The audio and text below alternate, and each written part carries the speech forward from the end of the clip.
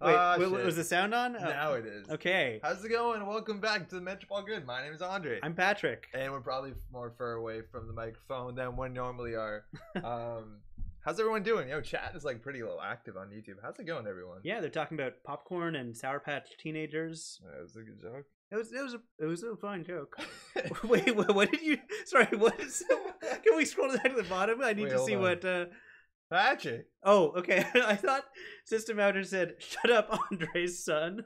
Oh man. Yeah, so I see. I'm I can see that. super goddamn tired. How's it going, everyone? Jim, System Outage. How's it going? It's your knee? No, you doing all right? Cody, how's it going? Kyle, what up? Also on there's a Baza RG. Happy Thursday. How's it going? Welcome to the Twitch chat. Yeah, tonight we're streaming the Game Awards live. We've got some exclusive trailers, right? Like Netrunner 2 is coming out. They're announcing a new Smash Bros. Game that comes out in a week. Oh my god, it's amazing. Also, yeah, Prime Video. You can watch the turn football on Thursday nights, and there's actually like a lot of people watching NFL. I don't know. That's a lot of people. So yeah, we're gonna be watching the Game Awards with other 500,000 people. I hope Jeff Keighley is in on it. Yeah, I think it's his award show. No. I think he owns it. Oh, System Out is starting that Silent Hills trailer game. I'm disappointed probably gonna be disappointed to find out it's not available that easily anymore. But... Somebody remade it, I think, on PC recently. But it's starting Physio for the next week. Fingers crossed. Hey, that's really cool. For what it's worth, I'm always on Team Physio. My dad is a physiotherapist and does good stuff. So hopefully someone has that for you. Are we ready for Pad Tap Kit? That's what we have, right? No, I think that's this. Or by this, I mean the deck list of the week, which is one of these.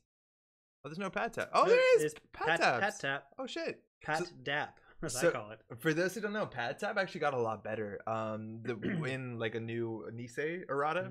So this is the first time the Corp gains credits, but if you don't know, there's a fair bit of cards that say add credits to the credit pool instead of gain. So cards like Adonis, Pad Campaign. So this card got a whole bunch better. Right, because those cards, instead of saying... Right, they trigger Pat Tap now, whereas they used to not. Cody said all I saw was replicating and had to be early. Oh, I'm gonna disappoint you. We're not probably playing RP. Yeah, sorry, we just thought that was kind of funny. Yeah, we were also wrong by that. Oh, Jeff Keighley, best esports host. Let's go, Jeff. What do you got? Why aren't I on there? I don't know. Do you know what actually is really cool that Twitch now does like subtitling active? This is really? rather cool. recent. I think it's something they can offer. We're not gonna. It's way too expensive for us. I'm pretty sure.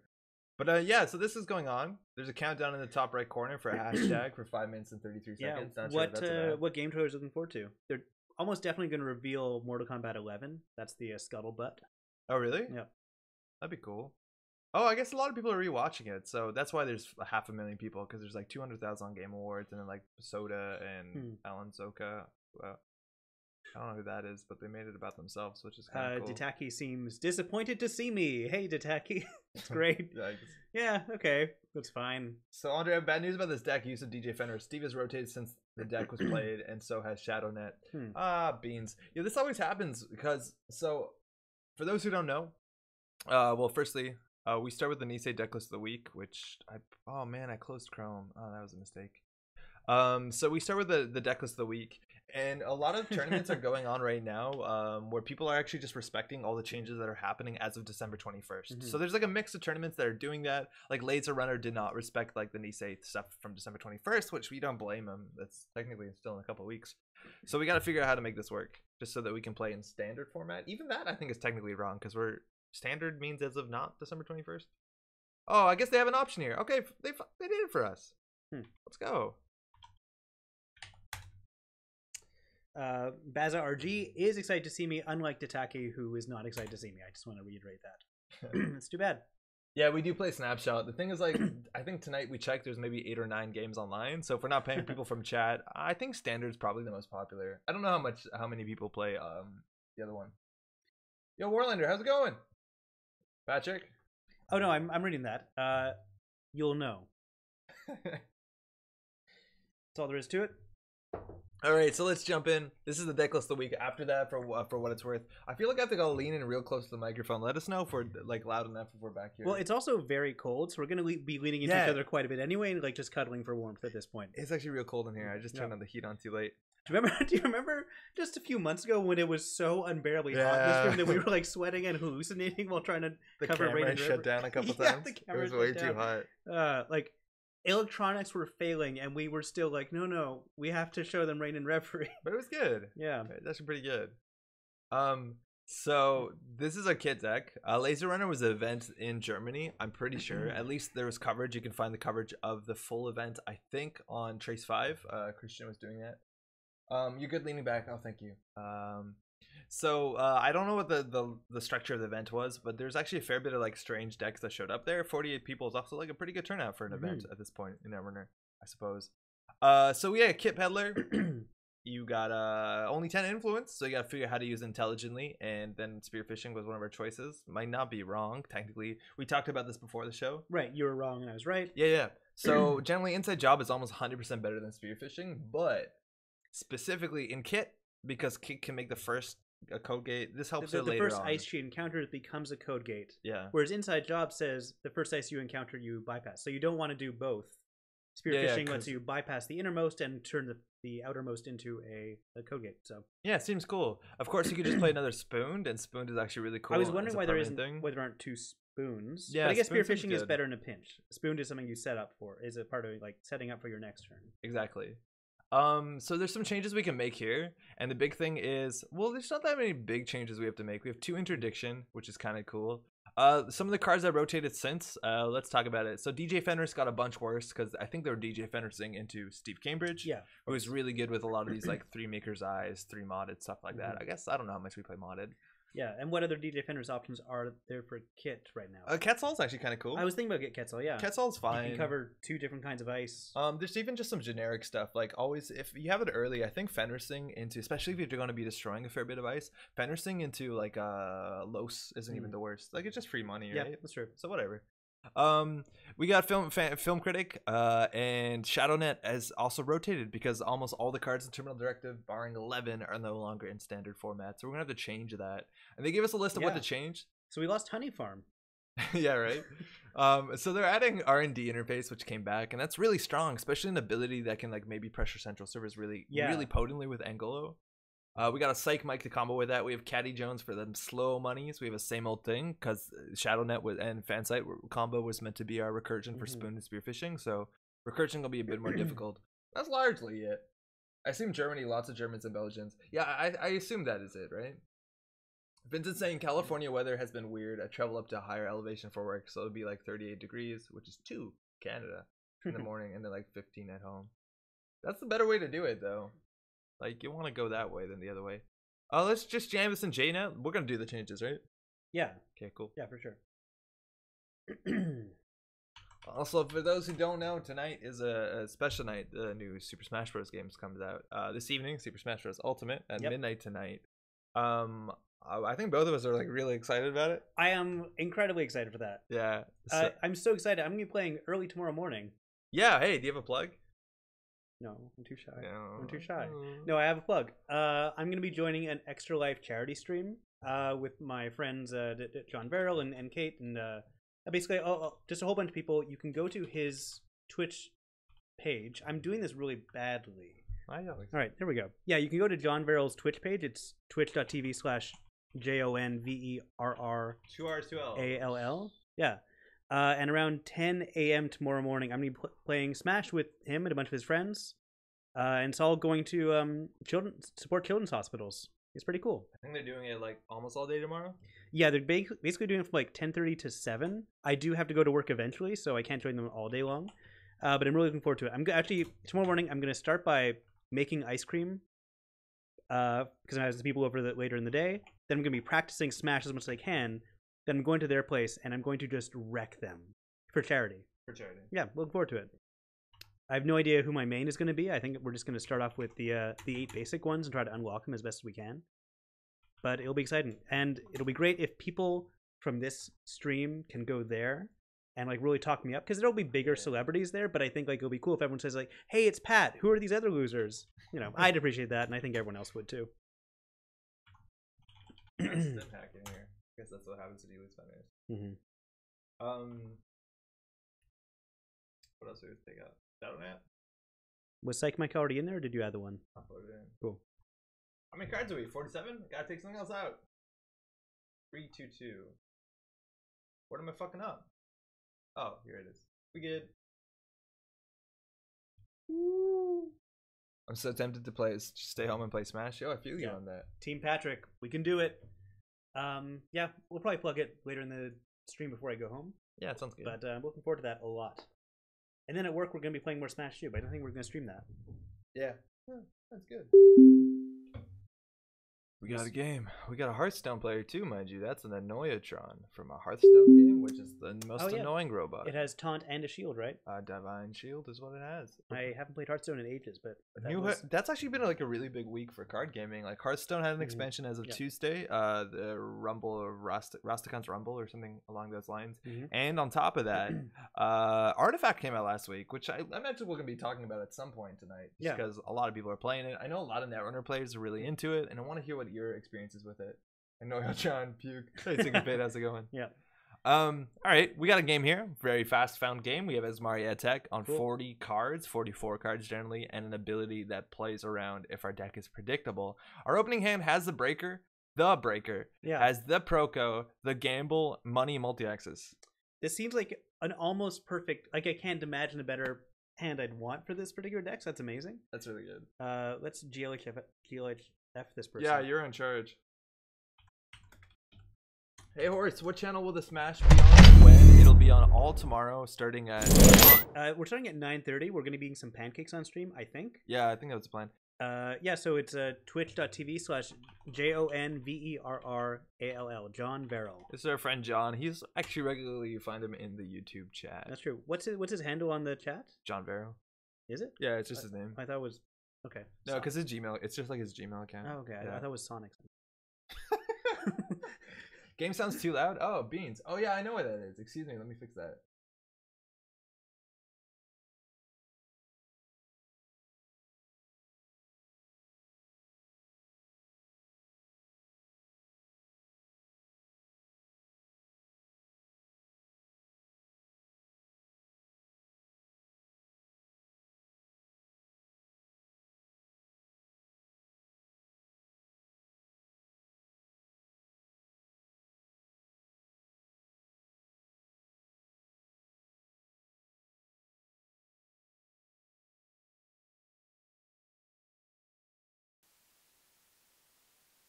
No, okay. Now we're back. Wait, okay. But, okay. Hold on. Okay, hold on. Okay. Gonna go ahead and mute that. Nailed it. Go ahead. We've been taking a while. We gotta act fast. We should do semaphore. Okay. This episode is semaphore. How's it going, Bench? Okay, so do we want to... I think we need to set up no matter what. Yeah, like, just power through all this shit. Sure. They may be rushing Rashida, it's likely. But, like, just power through. Whatever. Yeah. If we... Yeah, you just... Oh, yeah, you click on it. You're right. It's been a while. Yeah, I'll keep going. Again, yeah. Ideally, you want to play two events in the same turn, but like we don't want to Maker's Eye into Okay, so there's a couple things in this matchup. Firstly, most competitive Asmari decks are playing 6 3-pointers, and that's the only agendas. Yeah. And half of the 3-pointers they're running are SSL, which is really bad if we give them the credit advantage this early. But the other half is also Degree Mill, which we would not be able to steal. Anyway. Luckily, we do have cheap shit like Cuban to SSL away, but you know, eventually we just put down the RD interface and just start slamming. But hard-hitting news is an issue. We do have a copy of... Oh, I'll never know. I think we do have a copy of Misdirection, so we can SMC into that for 6 credits. True. We need to clear. Sorry, spaced out for a while at Rashid Remote. All good. We took long on our turn, so they forgot about the Rashida. That's called counterplay. That's how you mix it up. Mind games. Mind games. Got him. 7 for Proco. How's it going, Steroid? Yeah, you don't really have an option. Like, we don't have currents. We could have actually poked R&D, but again, if they're playing the sort of deck archetype we'd put them at largely, you know, it's not particularly that good. I don't want to give them 9 credits. It does clear the current, though, which is kind of cool.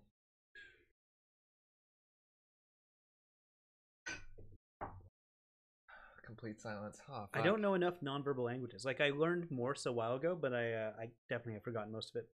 I spent a fair few hours learning sign language. It's actually really cool.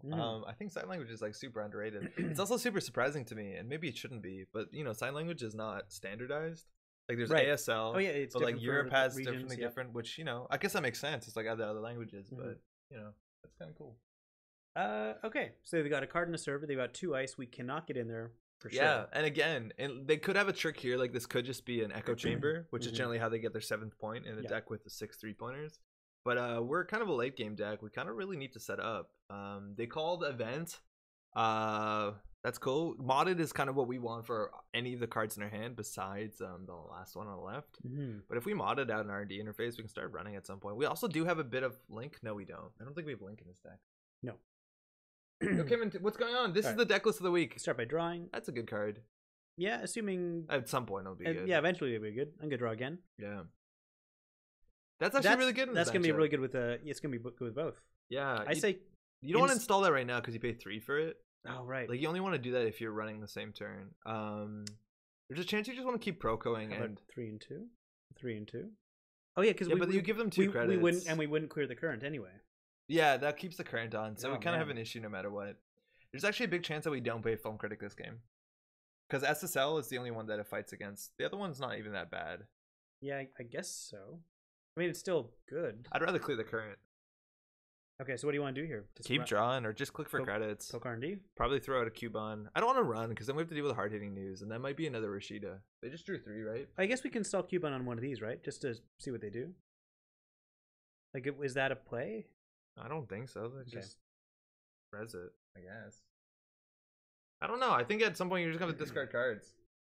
Get down Angola. We have 3 modded in our deck. Like, I would maybe draw once more with Proco. Just imagine these cards on the bottom of your deck. That's actually good. Paying them for the 2 credits isn't terrible.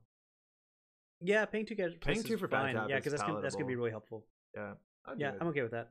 So tossing Film Critic, you think? I don't think we want Film Critic that much. SSL actually might be a big deal, but like clearing the current, maybe that's wrong. And I throw out a Cubon. It seems like the least immediately important. There's a chance that throwing out the Ngolo is actually right, because unless we modded it out, we kind of want to SMC stim hack our Ngolo down, which would probably be the best. I'm hoping this is an echo chamber. Do we have clone chips, right? Yeah, I think we have 2. Okay, and there's only 1 SMC. Oh, 3. What? Okay, if there's only 1 SMC, we definitely want to keep Angola.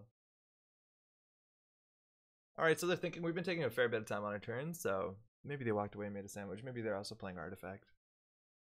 I heard that you can't just quit a game of Artifact. You can't alt F4 Artifact, yeah. Which the fact that I found that out makes me seem like a really poor sport. But yeah, you just can't do it. Yeah, I mean, according to you, you can't even do it during a computer game. Yeah, you have to actually hit surrender and exit. You just can't alt F4. So that looks like an agenda, which is really cool, because that means that if we install a card on their Asmari trigger, this fires. So we turn Asmari to our benefit too. So like if we get 2 Pat-Taps down, we actually do like a reverse scarcity if they call a resource. Isn't that wild? Oh yeah, that's true. That's interesting. They threw out a card. Again, they did also, for what it's worth, they did aggressively Rashida. So there's also some chance they have another agenda in HQ. Yeah, for sure. And they might actually be flooded considering they're not icing R&D. Yeah, I feel like... Oh, our turn has started. I feel like... Now we should poke, right? I feel like we can poke. Yeah, like, it means if they want to score, they have to do something. Yeah, I mean, let's click to draw once. See what they haven't ended their turn. Yeah, they did. Yeah, but we can't start our turn. No, something's going on. What's going on? I don't know.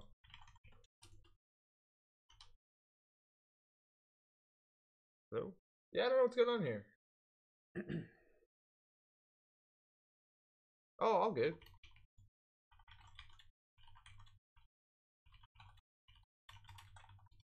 So they're trying to decide something. I just don't know what they're deciding. Oh, what the name? Oh yeah, totally. Okay, the name program. That's kind of cool. Yeah.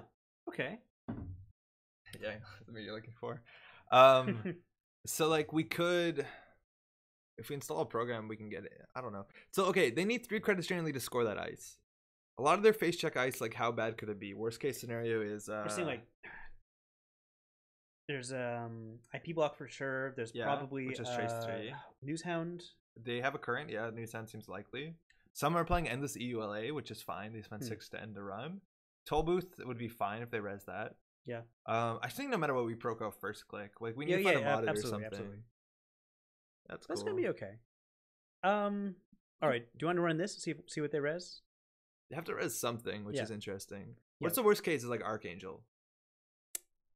They'd bounce this, but would they even be able to afford? We'd still be able to afford. I don't think we want to ping down the trace. Really? Maybe for this? I didn't know we would. But we'd be able to afford it. You can face check and should. Yeah, we should just go for it. Well, okay, we could barely afford it. Yeah, let's do it. Yeah. We could if we drew spearfishing, but I don't think that's that good. Let's go. See what it is. Am I here to play the Metropole Grid drinking game? Yeah, there you go. Hey, that's the perfect fine. one. Yeah, that's really okay. good. So this opens up our we could straight Maker's Eye at this point. Again, there's not a lot of agendas that we could steal. We're just gonna jack out here, right? We're not gonna pay for this for sure. I think because they can't score their agenda unless it's an NGO front. If they NGO front us, we can get hard hitting news real bad. But we might just want to hit Maker's Eye here. I'm okay with that for sure. Yeah, the worst case is if we hit at EULA, or an SSL. But install this then. We go down to 0, then we're fucked if we get tagged. All right, yeah, let's do it. Yeah, okay. If we hit I don't know actually. Let's see. So what's the drinking game this time? Is it quick? That's like drawing on your last click, I think, is one of them. There's just a lot of things. So that's a new sound. New sound. Okay, it's coming up. Surveyor. That's the restricted card. So this seems like they are playing the Glacier, 6 agenda deck, and Enigma. Oh, 3 ice. Okay, new sound. Surveyor. So you ran. I think you now just run HQ because you want to see more cards, and we've already interacted with hard hitting. For sure. Hitting Degree Mill seems pretty unfortunate. Degree Mill would be the worst here. And on 7 credits, you'll get 1 if the NGO. Yeah, totally. Okay. Oh, so right. Check out. This is one of the cards. Hold your mouse over it. This is one of the cards that now says gain. Yeah, he or she may take has become he or she may gain 3 credits. Yeah, Pad Tap now fires off of this, if I'm not mistaken. All right, so we're gonna make a 3 credit. Well, steal it. We have to steal it. Yeah. We turn the current off. And that's important. They're down to 2, so they can't score in their remote server. Actually, now they're gonna give them the money to score it. That's fine. Hopefully, Pad Tap fires. I'm gonna do manually if this doesn't work. It works. Did it? Yep. Oh, excuse me. Nice.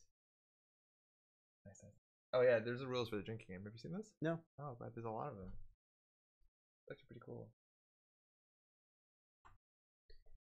If any of these things get said. Goofed, yeah.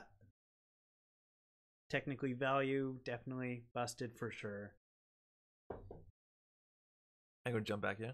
Yeah. All right. So, joke's on them. We stole this agenda. It gave us 3 credits. But we probably would have gained the money anyway because of stuff they do during their turn. Sorry? It's like if they also gain credits during their turn, then it's not technically actually making a lot of money for us. This turn it did. So you got. We're going to gain 2 credits a turn. No, we're not. I'm saying this is reverse. I don't reverse NAPD contract. Oh wait, sorry. So Pad Tap works isn't just the first time. No, it's the first time. Oh, you're right. It's only going to fire once. Right. That's well, you got me really excited. All right, let's keep going. Cool. Elon, how's it going? Welcome. Let's draw a card. Yeah. So those are not particularly good. We don't have a current online now, so it'd be great to keep our film critic. That's too late. We know the next 2 cards. One of them is New Sound, which is now straight trash. We can also run HQ again if we want to see more cards, but we definitely want to draw again. We need to find our modded stat. Oh, that's interesting. So our modded is really good right now because it gives us a credit if we play it, because it gives them 2 and us 1. But they're going to get 6 next turn. So we really kind of want to play an event. Guess we kind of want to play an event to give them money to give us money. Yeah, that feels like not great logic. We can also slam Clone Ship Equivocation, just get ready for next turn, but I'm actually pretty confident that we just keep drawing and throw out our Equivocation and then Clone Ship it back when we need it. Okay, all right, I'm gonna draw one more time. Yeah, just imagine some of these cards on the bottom of your deck.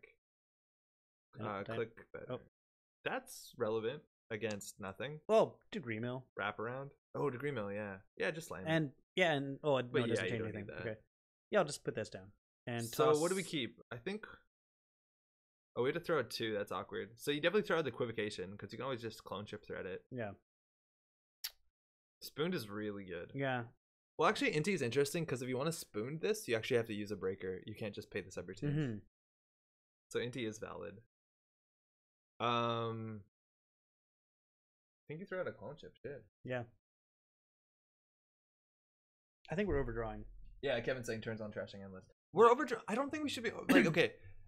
At any point in time, unless you're playing against Jinteki, where your options are generally either Proco or just take credits, you almost always Proco. Sure. Because we're not going to draw through our whole deck. So we can just pretend like the card, they purged our Pad Tap. They can just pretend. We can pretend that the card that we drew was just on the bottom of the deck and we're never going to see it. Except now we have more information to draw smarter. Because we never draw Equivocation. That's fair. I do understand that. I think you almost always draw. Yo, Jenkins, how's it going? Hey. Happy Thursday. So this is likely Rashida, unless they did get flooded last turn, which might have been, considering they went for double ice and denies R&D. I guess you need double ice against Kit, but we could in theory just they called events, so I think we want to. So this is Surveyor or Newshound, right? That's what we're thinking. It's likely Newshound, but Newshound is only trace 3. I feel like I think you top deck into modded, and then you do modded Angolo, and then sim hack that's remote. Maybe. All right, yeah. Well, I think I've been hesitating on drawing the modded. Yeah, we need to find the modded. Oh, we do have a current. Good. Okay. Oh, actually, they do play upgrades. I think they play Ash a lot of times in this list. I've seen some.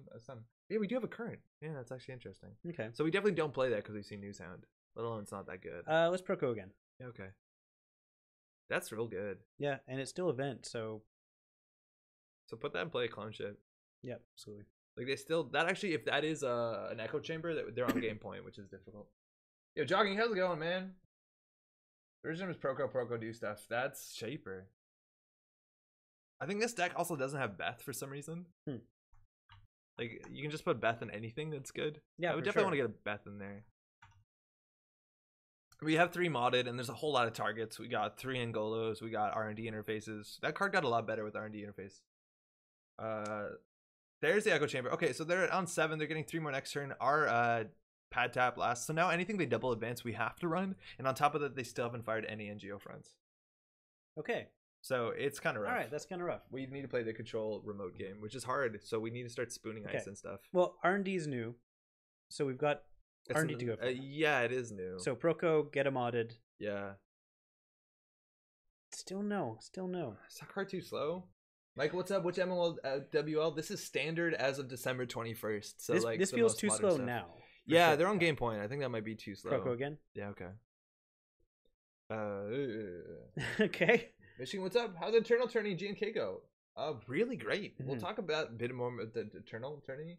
But we streamed a bunch of it last Sunday. Man, it was great. It's really, really cool. Wayne, hello, Aso. How are you doing? Check it out if you can. Do we just put down Angola? We're waiting for modded, and that's not going to happen. We have other stuff we can take with modded. What's it, Mangolo 5? Yeah, Mangolo R&D, I guess. Yeah. Feels bad, man. Well, an R&D. Yeah, okay. So, right, if they res this, yeah, so you just trace 3. You don't even break this, right? No, I don't. Yeah, it's too expensive. Oh, wait, no, it's 3 to break. Yeah, we should have just broke it. Is it? Yeah, because it's a code gate. Okay. Yeah. Well, luckily we're not. Yeah, it's fine. Okay. So we're going to start our turn with 6 credits, which is a bit rough. Oh, no. This is not the archetype we thought it was. Caddy Jones is probably... Or Cyberdelia. Like, I'm not sure which of these is... Caddy. Just throw Caddy. There's yeah. no way. We might be fucked. We might be ruined here. So we might just be straight ruined. Did not expect that. Yeah. But, like, maybe they're a real aggro deck. Our econ's been really lacking. Like, we've drawn 2 pad taps, a gamble, and a Proco. And we have 3 modded in 27. She's not a small deck. I always think she's a 40, but she's not. She just has 10 influence. So interesting. Do you think that influence is still too small? Like, no. She's not improved enough to... No, she's good. I think she's competitive for sure. She's also interesting, which is really fun. I think a lot of kit decks classically would play Magnum, and that might be an issue. Yeah. So Magnum's no longer a thing. Like, you just play like Angola Magnum, and that'd be a lot to put on pressure, and then you could like spam spoons, and you can't do that anymore. We're getting newsed. Oh, they're just trashing pad tab. Okay. Yeah. Okay. Yeah, fine. All right. Let's just recover. Keep drawing to mod it, yeah, I guess. Okay, we're gonna mod it. Yay! Modded Cyberdelia. No, we have to break things. Modded R&D. We're not running anytime soon. You're killing me, Keep man. drawing, man. Your pro code. That's really good. That's super important. We have that. Okay, so what happened to Magnum? Magnum got rotated out. It's no longer in the system core 2019. Yeah. So install and modded out R&D. I don't love it. I would rather play more control. I'd rather play the Caddy Jones right now, right? Kevin's saying RDI. Okay. Why do you want to slam? Oh, they didn't hard hitting news us, so maybe we can just go in, right? Like, they didn't hard hitting news us last term, so maybe we just like fucking get the RDI down and see 2 cards, and then we can wait. So you want to modded RDI and just run to get a tag? Oh, but then we're tagged. Yeah, I think this. No, and you never install misdirection. You let them hard hitting news you. Okay, so in that case, modded out Cyberdelia. That gives us no value. It'll give us more value than. No, you want to mod the RDI. But we're so poor. Yeah, so you don't run this turn. Honestly, I'm not saying run this turn. Draw again with Proco. We'll get a gamble. Told you. So this is what you want to do. You want to modded RDI and then get this on there, and then you're good. Yeah. That's a bad ice to put it on because it'll trash that ice. But yeah, we just need money. So just take your credit and now throw something out. So throw out the current. Throw out the. Take your credit regular or Proco. Yeah, right. I think we might as well mod something here. Yeah, mod the RDI. You're right. Yeah, we're just throwing out cards for no reason. Throw out the current. It's not great. It's not just. We did an ID swap tournament this weekend. First place was a Nat kit deck. 40 cards, 15. All the spoons for free. Holy shit, that seems gross. Wait, what's an ID swap? So you build a legal deck. So they built a legal Anarch deck and gave it kits ability. Cool. I think, right? Or maybe the other way around.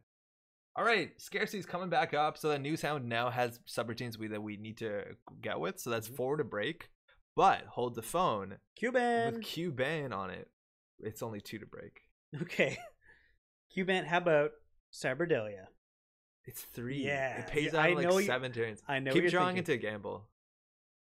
Good. Acceptable. Not a card we want to play.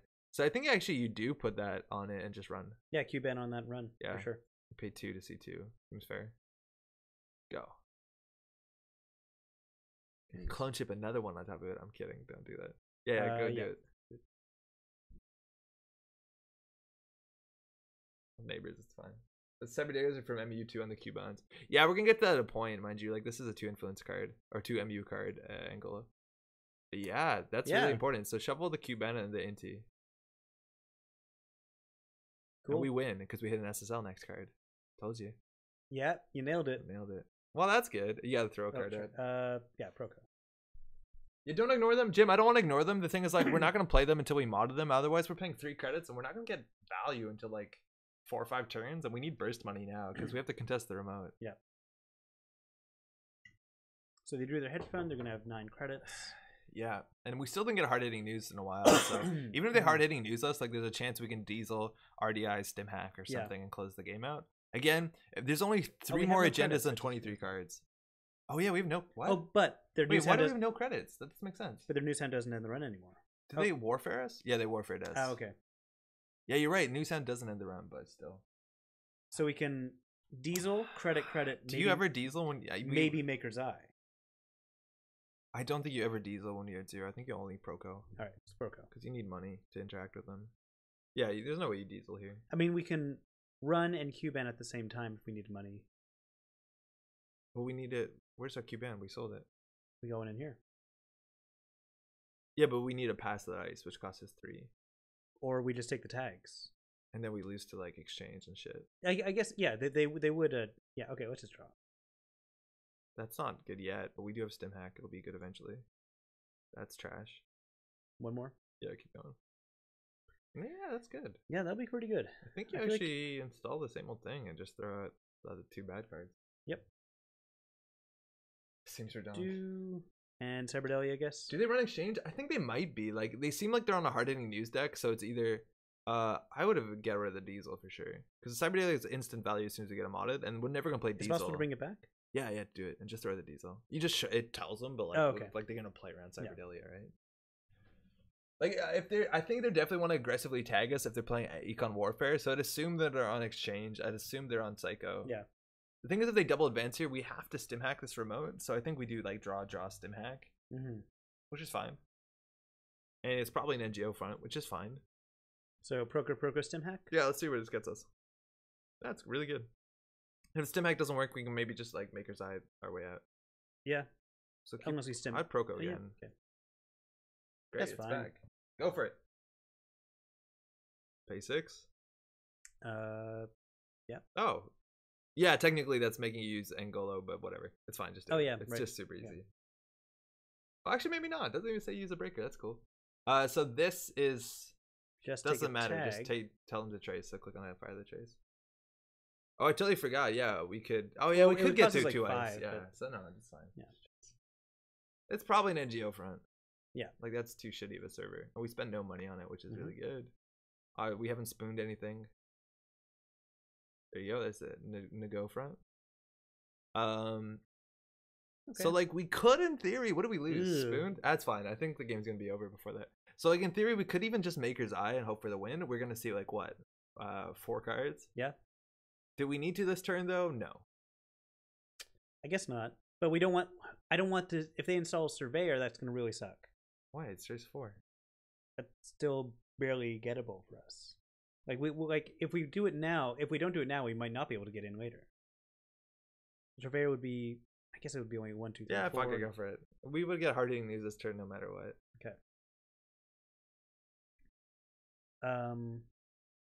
Oh right, so we're gonna break it.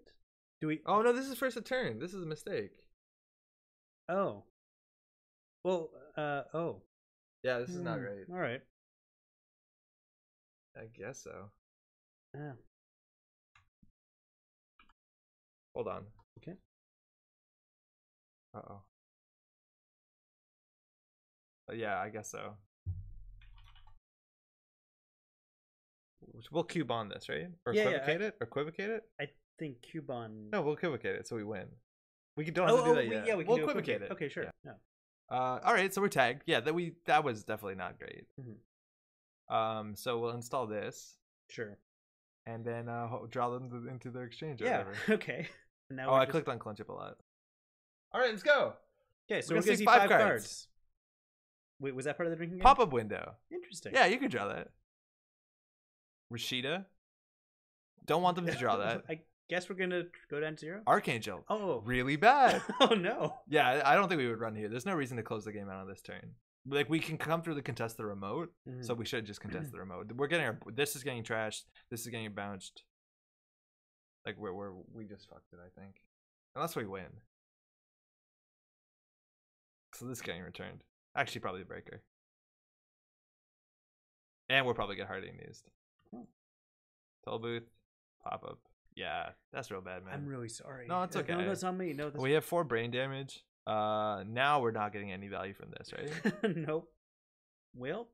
And actually, this is good if they play rap, which I don't think they are gonna.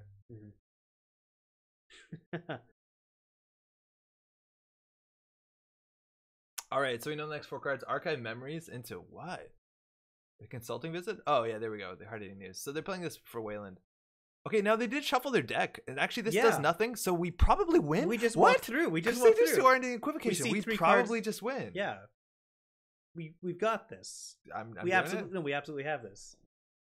How do we not have this? The Archangel's no longer on top, so it's not going to be like it's going to be an issue.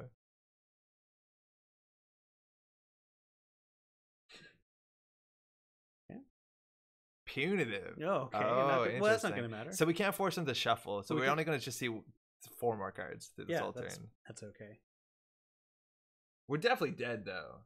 We're totally dead if this doesn't work.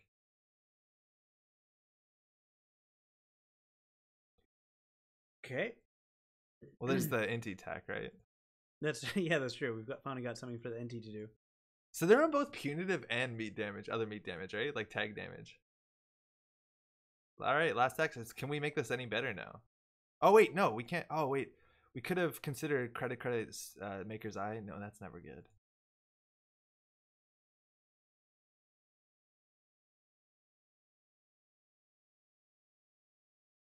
We got this.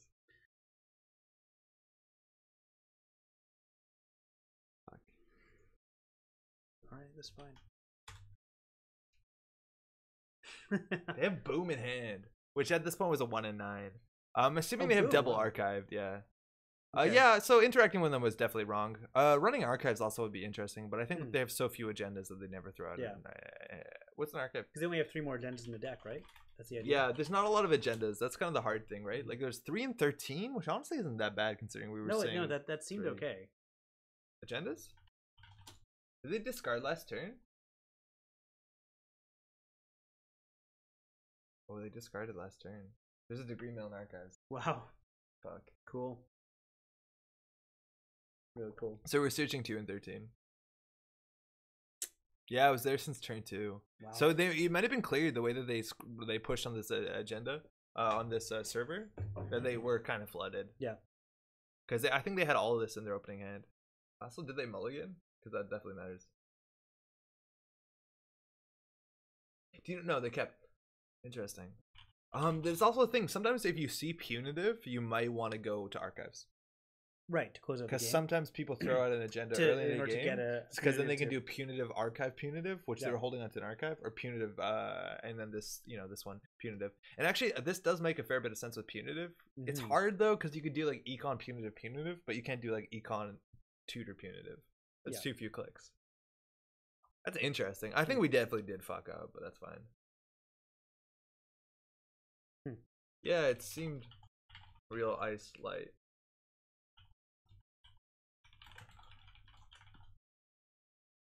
Yeah, they did the 2 ice on the remote is definitely good, and they got them in the right order, I think. Yeah, definitely, because it doesn't matter where this one is. You don't need a breaker.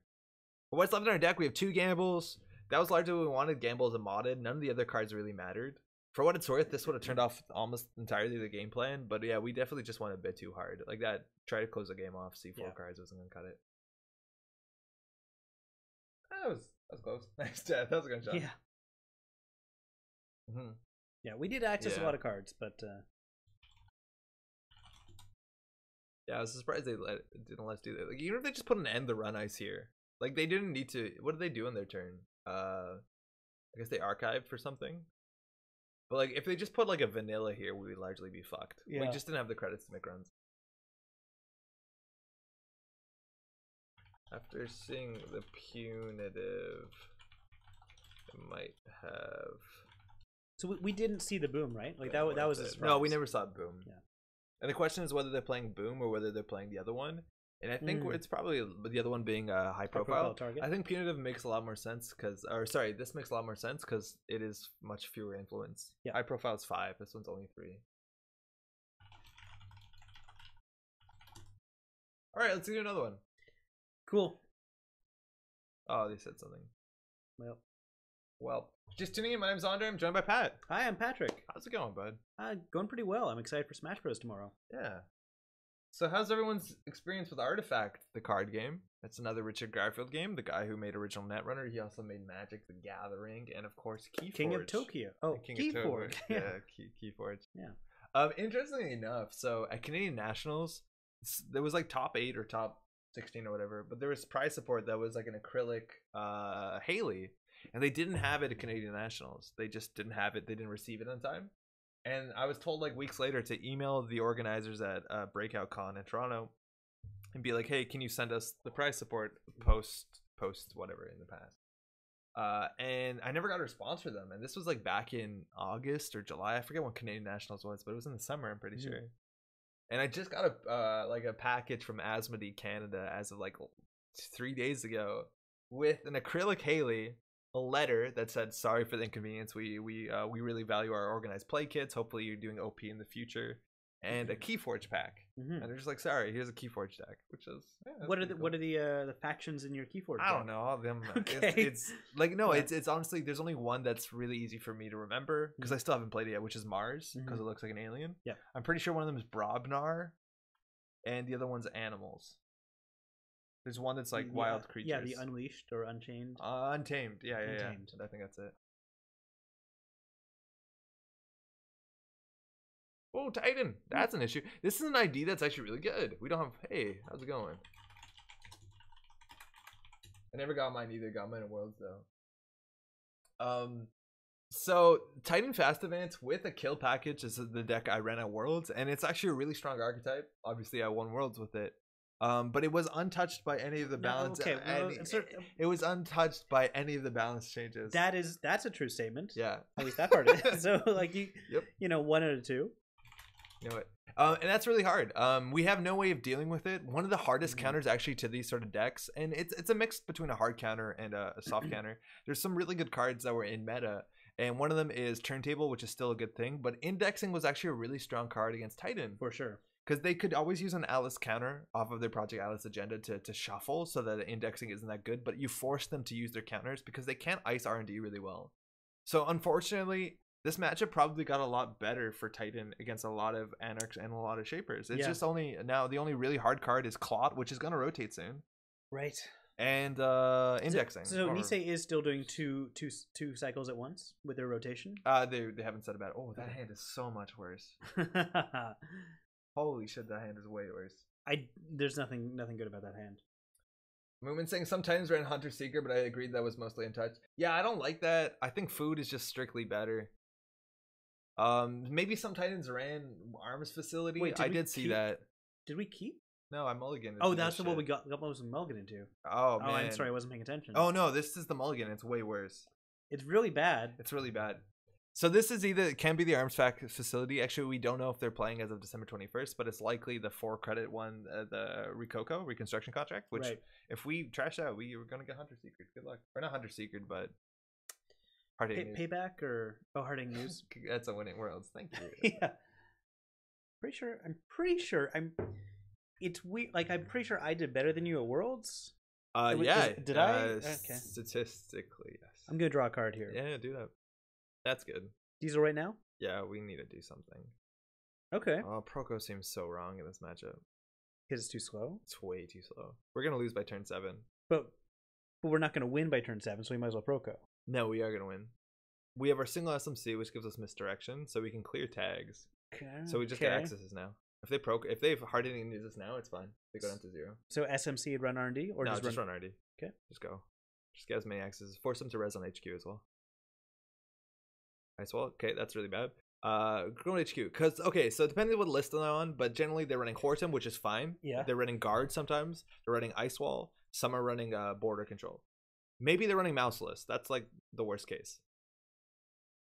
Audacity. Okay, good. So no surprises here, but generally it's end to run ice. We want to force them to res. Currents are trash. Currents are trash. Film Critic is trash. Yeah. Yeah, Film Critic is not going to be helpful. Matter. So okay. So that's a big thing. Don't play your deck. Play the matchup. So a lot of people would install the Proco, try and play the game. You see, we're getting hard-hitting news, which is fine, because we can credit SMC clear all the tags, and they just gone down to 3 credits. So we're gonna take it. Let's do it. Like this is fine. This is totally fine.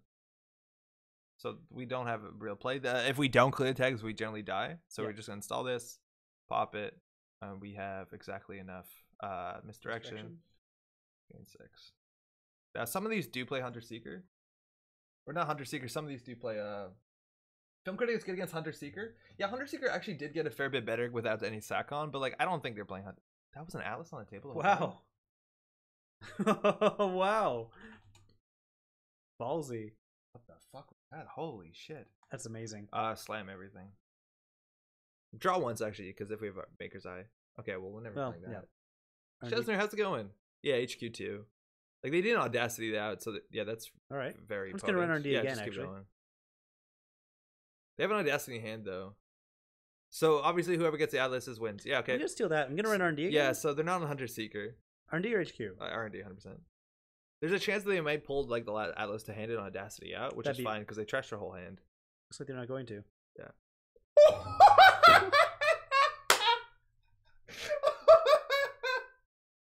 Holy shit! Oh man, this matchup got so easy. We might still lose. Like we can still die. They could do 3 credits hard-hitting news, but holy shit! Too big to fail. That's really good. That's gonna be good. Really bad. So we're getting hard-hitting news. We gotta win. Okay. Yeah, we still might lose. Yeah. All right. Run R&D.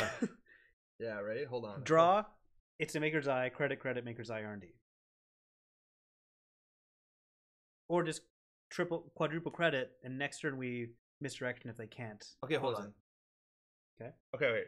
So they could either be on Boom, which they'll kill us. Yeah. We can't clear enough tags. Hard-hitting news. As a high-profile target, they'll kill us. High-profile target will only kill us if they have both of them. There's a chance we can do credit misdirection for 2, which puts us on 2, and if they do both of them, it only does 4 damage. I think that's safer. You want to do credit misdirection for 2? Yeah. Because then we only have 2 tags. Oh no, that does 4 damage. No, it's hard. It's hard. Yeah. Yeah. Well, the other option though is if we don't they did Audacity turn 1, so there's probably agendas in hand. So like running HQ first to see if they res their ice, and if they res their ice, we can figure out whether we need to respect the tags. True. Yeah. Let's run Actually no, because they only need 2 credits to be able to kill us. They don't have too big to fail in their hand. They would have played it. See if you can trash Boom. I just don't think they're on Boom. A lot of these lists aren't on Boom. We have no multi-X's besides Maker's Eye, which we'd have to top deck right now. Yeah, Boom is 1 to trash, right? Yeah. Okay. Yeah. I like the idea of taking credit and running HQ.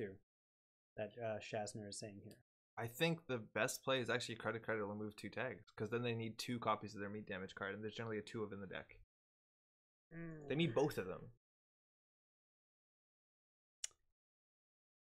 Because only they do 4 meat damage to us, which doesn't kill us. Yeah. Yeah, just clear it. All right. It's so hard for them to win.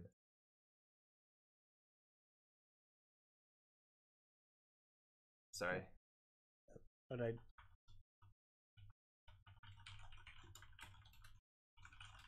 And oh, they do have both of them.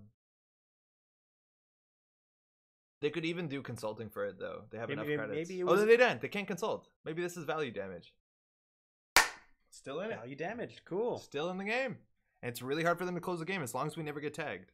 This is fine. Okay, so we're just gonna credit clear or we die. Yeah. This is why you run food. Yeah, exactly. I think food is much better than Hunter Seeker in this deck. SSL is kind of cool. Some people play Graft, like old lists, but let's stay in it. Okay.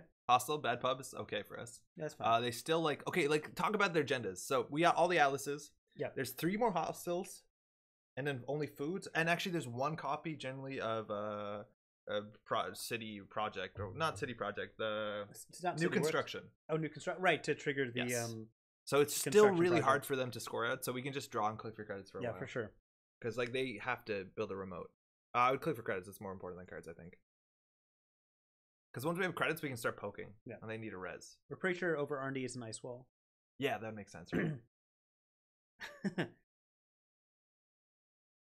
long as we don't get tagged. Some are actually running a best defense. I ran best defense on Worlds. I never played it once, I don't think, but some lists are. I could see that being better. Okay. Okay, so now we perfectly draw into our spearfishing. Okay, let's do it. No, we need we lost our SMC, which sucks. I'm gonna draw once. We just make sure we have enough credits to not die. And the thing is, like, kill cards, we need to be running with more 4 cards. Like, we want them to res the ice on this. Yeah. Hub target is just a run, not a successful run. Yeah. Man. And economic warfare, that was generally a 2 of this list, which is going to be an issue. Okay. Maybe they're sneaking out 4th Atlas. I'm gonna draw first, anyway. Yeah, I think money is better than card draw. Like, we're never gonna play half of these cards. It's good that we don't die. I think we just click 2. Like, it can't be an Atlas. So what could this be? Like, Rikoko into food? These lists don't generally run Rashida, because they don't run remotes. I don't think we run this. I think we just want enough credits that we can confidently clear tags. Like, 8 is the best, because if they do, like, economic warfare, we can still clear and not die. Yeah. That being said, they've used one of their high profiles. And one of their archives. And you think they're only on 2. Yeah. And one of their archives is true. Yeah. Okay, yeah, I'm just going to gain their credit. Yeah, just gain credits. Fuck them. It's going to take a long while for them to be able to score. He says confidently. As they score a merger from server 3. Ooh. Yeah, there you go. This is a Rikoko, which if they do Rikoko into double, that's fine. That's their only one in the game. That's fine. Okay, that's fun though. That's interesting. It's interesting because they saw 2 clone chips go in the bin, and we have no more recursion. Yeah, yeah, we lost all it. No, we have one more clone chip. I think we must, right? Yeah, we have one more. Yeah. Okay, so they're right, but yeah, you're right with all that stuff out. Okay, so get to 8 credits. Draw once. I feel like that's good. This deck doesn't even run hedge fund. It doesn't run hedge fund, really? No. Okay. We're at 8. I played an illegal deck at King of Servers because I got a list and I built it and I put hedge funds in it, and then after the tournament I was like, how do I have like 52 cards? What's going on? Consulting business. There you go. Okay, that's the one of. All right. Okay, now we have a real game. We got a clone chip that. Yeah, we do. We have to draw a clone chip real bad. So we need a pressure maker's eye. Did we lose our Inti as well? No. Okay, that's fine. Keep drawing, keep setting up. The only econ cards they have are Too Big to Fail and Hostile. Okay. So just draw until we get into something. That is something. If we get an Inti down, that closes the game. Okay, I'm gonna draw again. Yeah. Oh, yes. I'm gonna play. I'm gonna play this. Very good. I'm gonna put down pad tap. It's a waste of your time.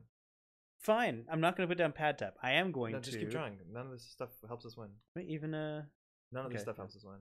That helps us win. Okay, cool. Throw out the Proco and throw out the pad tab, right? None of this shit matters. Actually, no. Keep the pad tab. You're right. It's Cyberdelia is no good. Yeah, throw that out.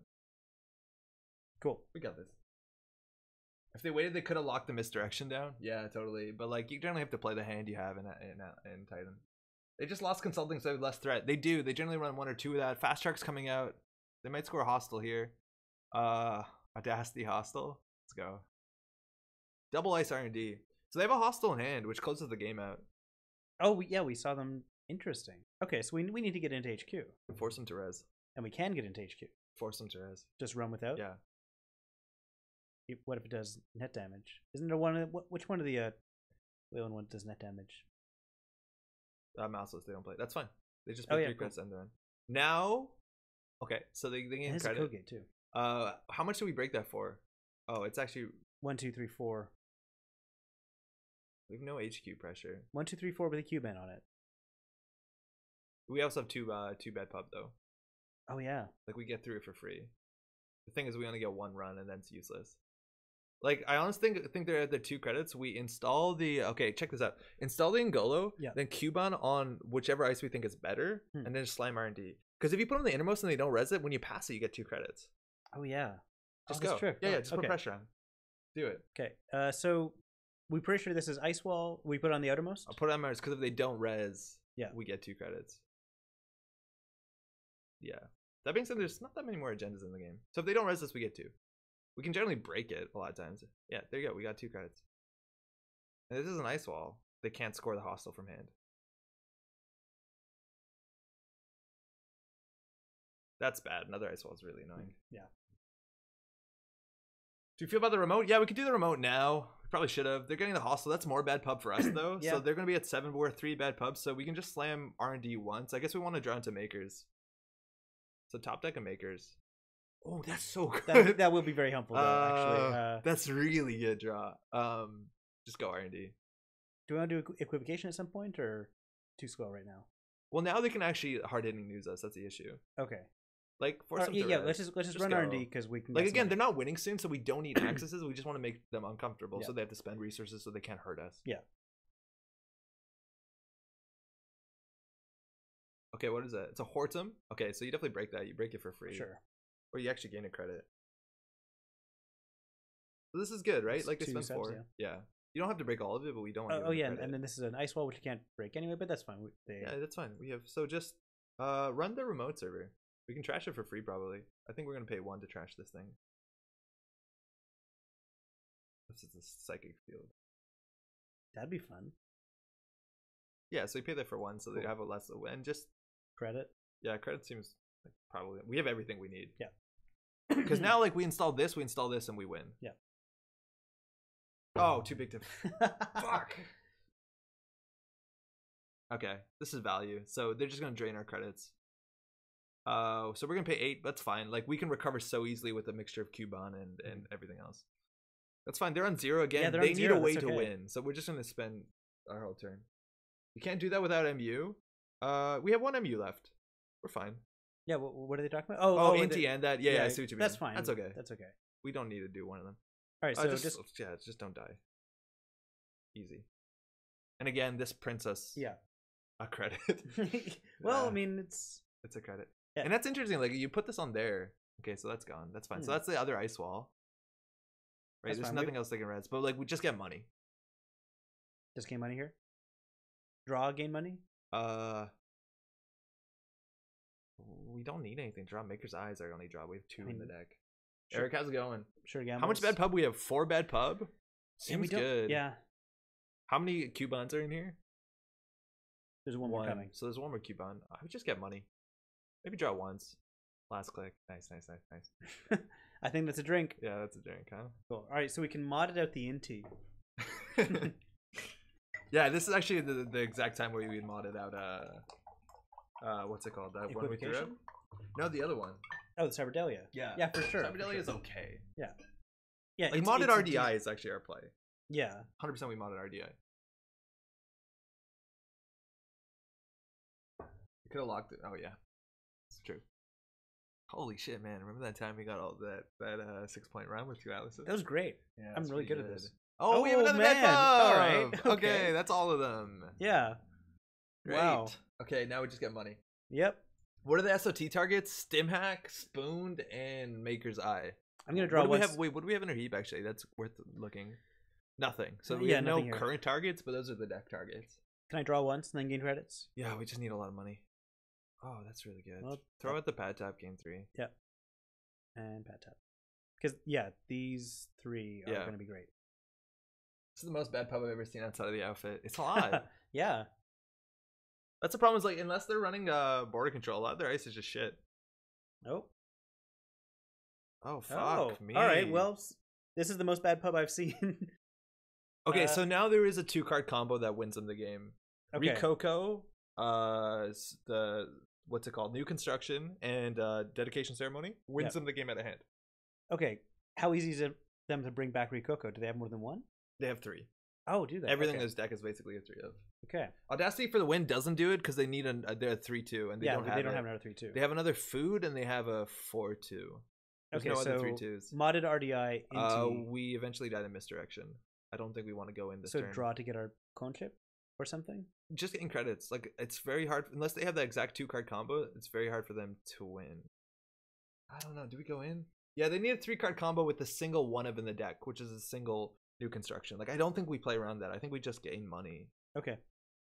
Inti is free though. Maybe just drop Inti run. Yeah, that's true. Drop Inti run, then we just click for 2. Because this gets in free. Yeah, we'll get access. This is fine. Do they run biotic? Yeah, they generally run one biotic, but that still doesn't make it that much easier. Like now it's a 4-card combo, a 5-card combo to score a food from hand, I think. Oh, if they start advancing these, it's gonna get real annoying. Yeah. Okay, click for a bunch of credits. That actually isn't. That might be an issue. We can still clear 3 of the tags. If they play another one, we're fucked. Then we just have to like RDI win. Yeah. The anti-tag. Yeah. Let's go. That being said, we get through this one. Yeah, we can get So we have 4 credits to spend on it. How many hard hitting? Which is free. They had 3 or 2 hard hitting news in this deck? 3. Actually some run 2. Some run exchange, but I think most run 3. I think they definitely run 3. Okay, so could be running merger. I don't think they have enough, but yeah, you're right. So we can still get through this for free because we have all the bad pub. You have 6 bad pub? Yeah. Wait, 6? We have 6 bad pub. 3 hostiles, 3 too big to fail. Okay, so yeah, you do that, you run, you click for 2. Are we not going to mod it out RDI? Yeah, sorry, you do that and you run and you click for 2. Because this is still free, right? Yeah, because like it doesn't matter. Yeah, we do this and then we do that and do that. It doesn't matter. Continue. Into your gain strength. Oh, into your gain strength too, which is actually really important. Oh, okay. It's actually cool. It's actually cheaper. Yeah. Let's go. Food. Don't. We have 2 left for the run. We'd go down to. Yeah, do it. Do it. Yeah. Yeah, there you go. Yeah, there we go. Good game. Good game. Too big to fail, indeed. We luck sack a wee bit. Oh man. Oh man.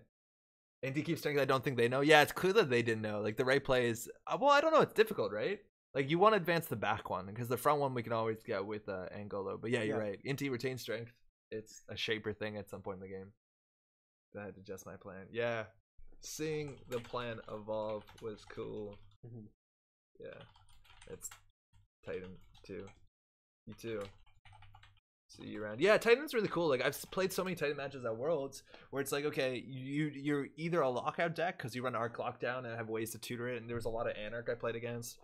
Sometimes you're a rush deck. A lot of times, sometimes you're a fast advance deck, and like your game plan definitely switches. And that was the sort of thing. Like I think that whole idea, like, oh, we could go in for that single axis and close the game out, as opposed to like just clear 2 tags and then put them at the fact that they don't have this like unlikely combo. I think it's actually really exciting. Cool. That was cool. How are you doing on time? I'm down for one more game. Okay. Well, I think we're gonna have to build a deck. Do you want to just play one more of this? Yeah. I guess we'll do that. So we'll do one more. Is there any news you want to talk about? Yeah, I want to do that right now. Let's talk about news. Let's talk about news. Do you want to do your plug? Yeah, sure. So tomorrow morning, starting around 9:30 a.m. to 10 a.m. Well, going till 11 a.m. I'm gonna be joining John Barrel and some other friends of ours for a charity stream of Smash Bros on John's Twitch page. The Smash Bros game comes out tonight, mind you. We're both really stoked. We're extremely excited for this game. We're gonna be playing a lot of it on the weekend. So John Barrel, that's twitch.tv/JONVERRALL. 9:30 tomorrow I'll be there, and we're just gonna be doing some charity smashing. Yeah. John is a Netrunner player. You probably maybe actually seen some of the games on the Metropole grid back in the day. He's been in the chat, and we've played a few times a fair bit. Really nice dude. So check that out. He also does a challenge. He does a certain RPG that I know, like we've had conversations. I think also System Outage is like really into the same RPG system. That's right. Yeah, or Exalted, I think. I think it's Exalted. Anyways, check that out. That's all tomorrow. Yeah, looking forward to that. You're gonna be streaming all day. I'm just excited about Smash in general, but I'll definitely be tuning in. Other news. What else is good? A couple things. So unfortunately, like Nisei puts their news out on a Friday, so we get like the slow cycle of it, like the slowest cycle. What happened last week, Ken, was really cool. Nisei did an Eternal format, which is basically it's Netrunner. You can play any card that's ever been printed officially, minus 8 cards. So it was like Cipher, Friends of High Places, Rumor Mill. Oh yeah, the champ cards that were created at Worlds, Friends in High Places, Cipher. I don't know. It's 8 of them. You can find it on Nisei.net. And they did a tournament. And it was, I think, about 30 players. They did 5 rounds on the first day, which is streamed on Trace 5. You can check it out here. They have all of it. And then we got now is a really good to stream the top cut. I'm not going to spoil it, but it was really fun. It was super cool to see all these old cards we haven't seen in a long time. Seeing a lot of like Temujin coming back. Blue that was really cool. Parasite, Medium, all the really strong stuff. And a few interesting combinations of old cards and new cards that we never got the chance to see. Yeah. It was definitely really exciting. And check out the top cut. I think it was great. The winner gets to design a card in the upcoming Nisei expansion coming Q1 July 2019. You can check it out here. It's called First Nisei Online Tournament. Huge shout out for Nisei for reaching out and giving me the opportunity to stream this. We also co-commentated with a lot of people. I met Ian, Dave, Rotage, and Ned Jogging jumped in. I highly recommend you check it out. The top cut is a fair bit of Andy, and I know some people go like, "Oh, I'm tired of seeing Andromeda. I'm tired of seeing that." I just want to shout out in terms of the format. The format is relatively young. And you're going to see a fair bit of Andromeda. I think that was expected. I think still the Andy games are interesting. But I just want my 2 cents really on it is that this young format, I think the majority of people just took like old existing archetypes and just made them as good as they could. So a lot of that was like taking old Andy with the consistency of the opening and putting all the good criminal, all the new neutral cards. And that largely works out. Like we saw a lot of Andy in the top cut. But I'm really more excited for the future where people start playing new weird archetypes, combining old and new cards. For sure. And it's not just like, the first Eternal tournament. We're going to play probably the least ambitious deck designs with all due respect to all the players because their decks were really cool. We saw some really spicy stuff. Shout out to Jinja City Grid plus Jackson Howard. Which is so cool. So great. Just click print ice. Oh man, we saw Jinjas on HQ R&D and remote with Jackson. It's just like draw. Okay, draw. Yeah. The format's great. Highly recommend you check it out. It's also both nostalgic and just like an absurd power level. The only other thing I think I want to say is that last week, maybe it was 2 weeks ago, I think it was last week, Nisei put out an article teasing some of the upcoming cards. They don't show any of them, but they talk about what they want the factions to do. They have some names of cards, and they have some like a little bit of flavor going on what they're gonna choose, what the cards are wanting to do. You can check this out on Nisei.net. There are a lot of interesting things here. I like the sound of a lot of these. For sure. Definitely really cool if you want to see some light spoilers. Again, there's no card spoilers just yet. I think the set has been locked as of this article, and they're just doing testing and polishing and stuff like that. But as I was saying, there's some really fun, crazy combos before people came up with them. I'm sure it was just scratching the surface. Exactly. Like, it's just going to be a matter of time before people find some really cool stuff in Eternal. That being said, the format on its own was also still really fun. And we saw, like, largely archetypes that you've seen. Nothing that new. That's largely it for news. You want to do another kit deck? Yeah, let's do it. Cool. What our plan was today, and generally we go off script pretty easily, is I'm gonna do that after once Pat heads out. We're gonna try really quickly. We might have enough time just to build a Jasmine deck because I think Jasmine got really interesting with Hostage back in the format. Yeah, I'm so glad Hostage is back. Like that's a card that like every time you're building a deck that relies on a what's the resource connection. Like it's frustrating that Hostage wasn't in the game for so long, and I'm glad to have it back. And actually this is largely inspired by, there was a Haley deck in the top cut on Sunday on the Eternal format that was running because there's no restricted cards, right? So they were running Proco, they were running Film Critic, and they were running Pawn Shop and then Hostage. So it's just like, what can I pick? Yeah. Oh, this matchup's never easy. Oh. Yeah, so we're not good at. We have actually no tech in our deck to trash resources. It's actually really interesting CTM right now controlling the message, because this archetype was shooken up pretty in a pretty meaningful way. Because it lost some really interesting cards. Yeah, it lost the Bankers Group. That's it. Bankers Group is now restricted, right? So now they have to make choices, and some lists are doing Bankers Group and just running like legit 5/3s like SSL or Degree Mill. Some are doing something else. I think the Spags version seems pretty popular right now. The ones that are doing like Lady Liberty and also Zealous Judge and Taboo. Yeah, those are pretty cool. Those are performing pretty well because they adapt to the changes a lot easier. This hand, we generally just want Proco opening money. We're not going to contest their board. I think we might mulligan this. Well, I mean, we have terrible. Diesel also. Like, Diesel is pretty good in an opening hand. Do that first. Maybe there's literally no economy in this hand. Like, everything we do is credit negative. That I don't love. But Steve rotated, so maybe it's a wash. I think, like, Liza is fine, especially in Jasmine. But, like, yeah, Fender's got a lot worse. It's true. What do you want to do? Mulligan or keep? Yeah, it was Mulligan. I'm okay with that. We mulliganed really poorly last game. That's actually... That's okay. That's okay. It's fine. That's about the same. Okay. Go ahead. I'm waiting. I'm doing it. Jasmine, you want Liza? I've also been really excited about other Liza decks. We saw on stream last week a Liza deck that was playing tagless Liza, and they were playing Liza. Interesting. But they were playing Proco. I mean, not Proco. Film Critic. Fuck. Aesop's Pawn Shop. Oh, okay.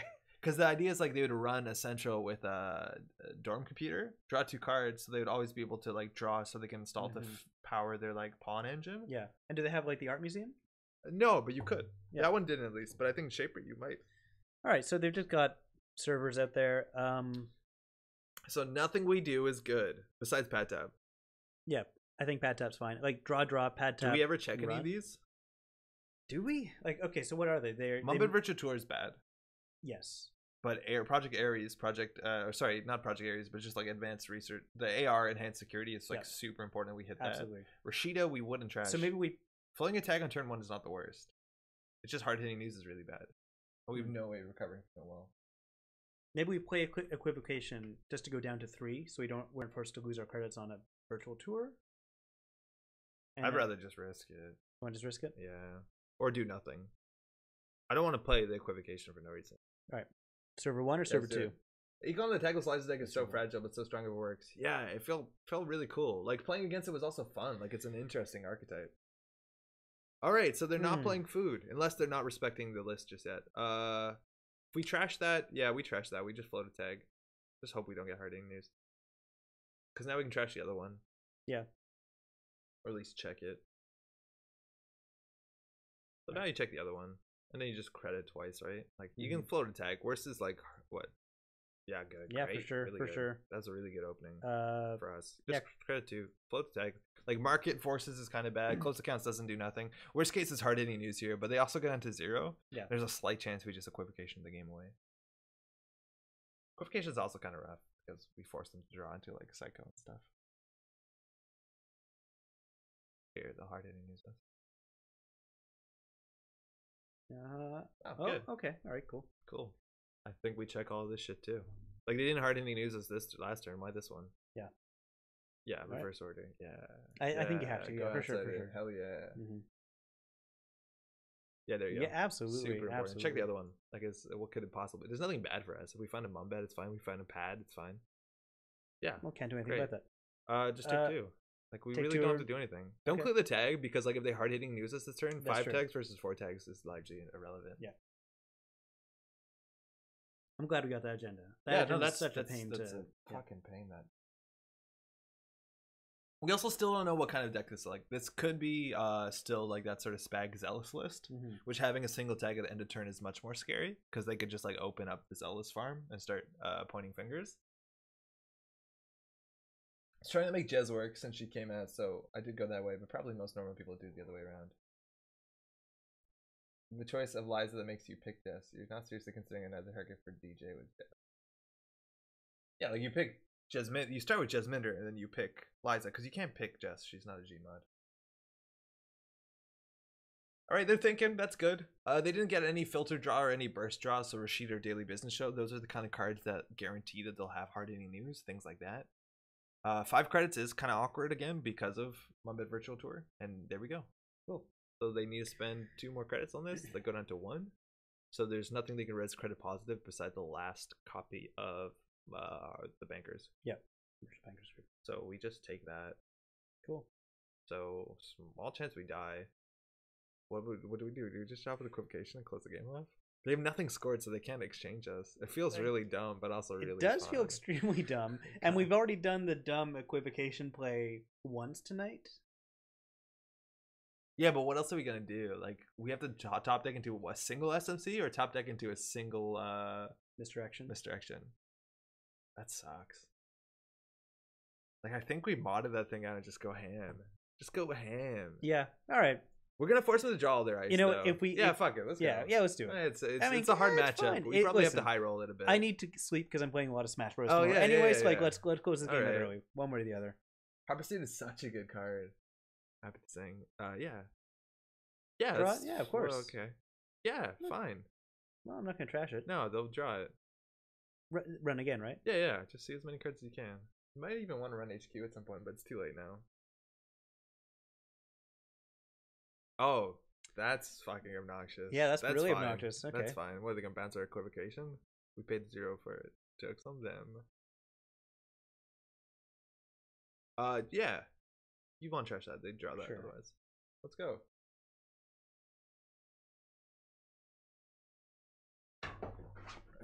Okay. All right, so what is that? Enigma, right? Almost definitely Enigma.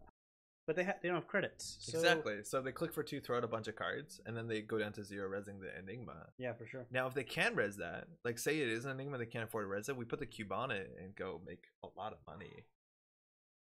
The other chase, like the only other card this could be is Resistor, which means that we can pay 2 credits to get through it because we get 2 back. So I think we definitely cube on it and go. Yeah, this was like a cube on situation. This being a Monty is going to be the issue.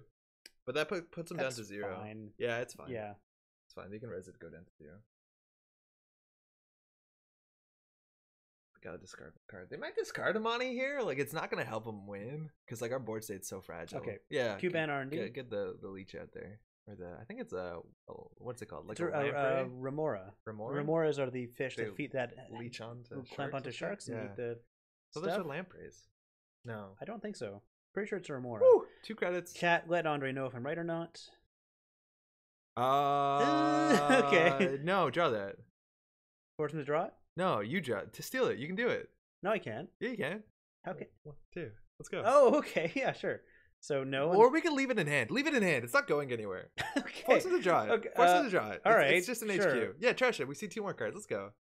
They also Sure, didn't res Rashida. But like, we're gonna get so much money off of this that I don't want to bounce it. Like, just go. It's not gonna go anywhere. They don't have Jackson. Like, it's just an HQ. Okay. Jesus. I'm not. No, I'm excited about this. We get 2 more credits. Yeah, I know. Yes. Thank you. And the moon hits you out like a big pizza pie. That's Remora. We're doing good. What are they gonna do? Rest this thing? Come on. Lampreys are like leeches. Yeah. They feast on you. The parasite. Yeah, were they gonna res it? I think they're thinking of resing the teacher. Amani. Oh yeah. They could res Amani here. It goes down to 0 though, which is fine. Like, what they can bounce either of those is totally acceptable, and then they can't res ice next turn, so we just reinstall and go. Mind you, this Cubon's doing good work. Absolutely. Cuban DDoS. I love Cuban so much. Combo, yeah. Force them to draw that. Actually. They can put that on R&D, which is unfortunately, but whatever. Okay, cool. Cool. I mean, they can put it on R&D, but we're making money. All right, so then Enigma is gonna be an issue we have to deal with. We also don't know what server 3 or 5 is. Like, that's fine. Yeah.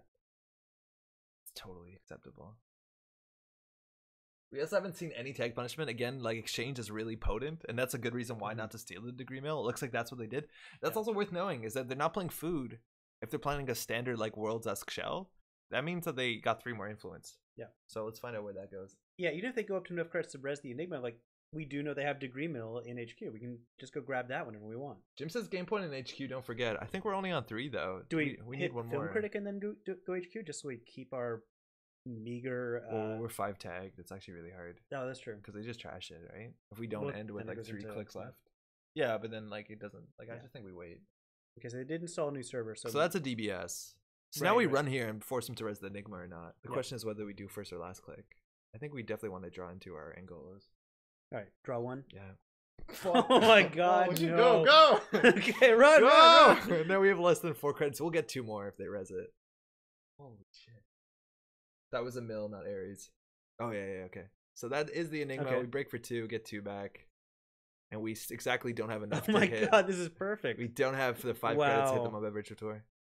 That's really bad, but we're going to force them to draw it regardless. That's annoying. That's annoying. Go again. Yeah, you have to we have to access access that. that. Yeah, We can't do Virtua anything fine. about that. So, Now choose to break both subroutines so we don't hit them on Beverage Show Tour. well, yeah. Yeah, cool. Yeah, so we're paying 1 credit to save ourselves 4, which is an investment. For what it's worth, also, it's very important to know, Netrunner players, this sort of paid ability boosts strength. You can do that at any window in the game. I forgot that at Worlds, and I feel like that cost me one of the most important games at Worlds. It's a Absolutely really did. huge against deal. a CTM. Yeah. I was like, I could have had it. Like sure. if against a CTM you have 5 credits, boost like with your whatever shitty breaker, just so you have 4 when you access. Yeah, you probably want to trash that. Do I go down to 2? No.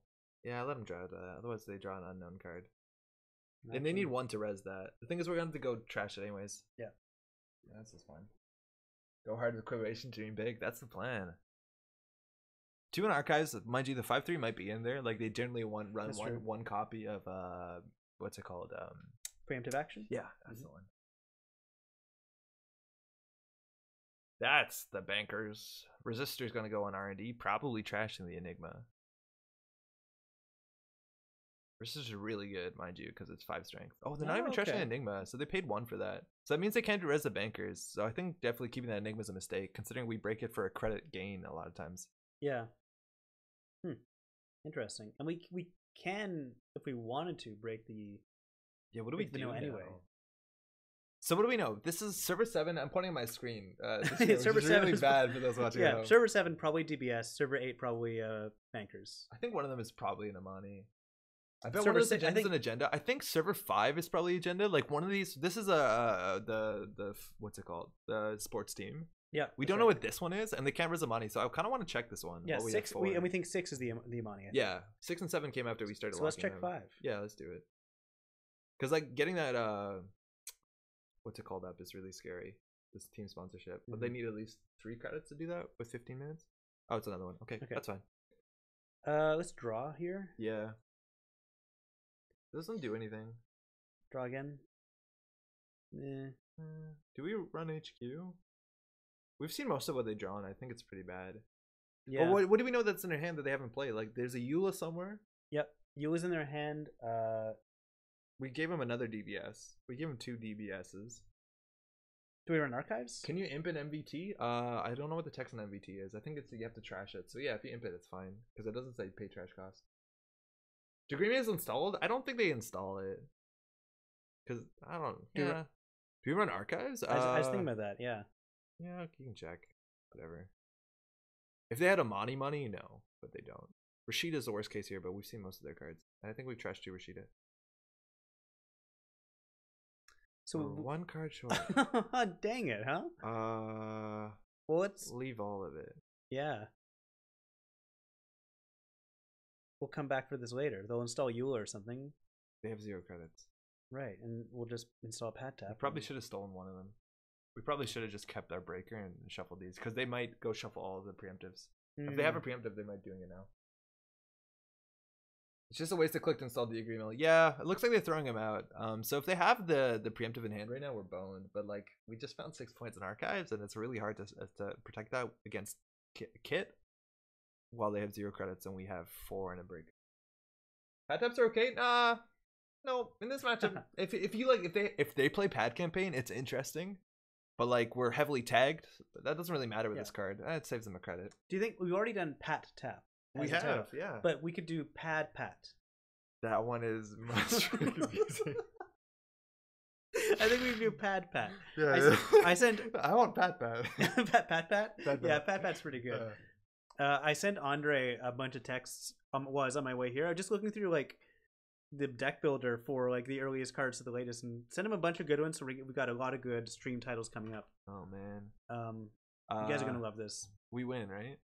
The HB one is my favorite, by the way.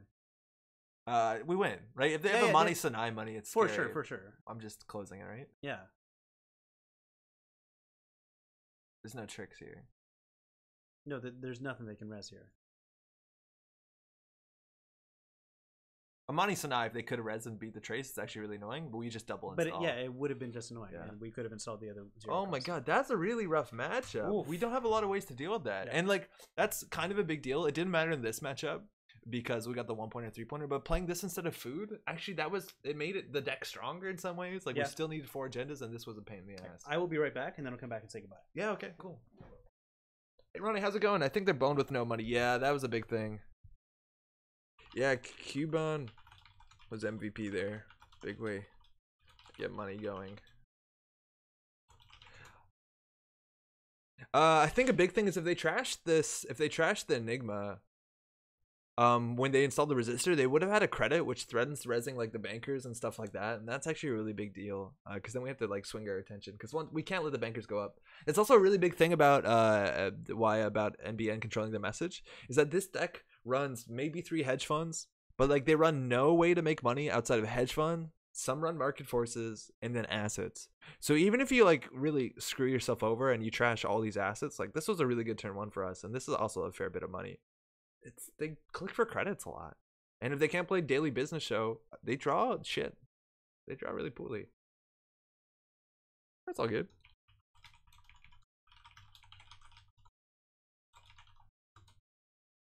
Yeah, Ronnie, I think they're definitely boned. Cheers.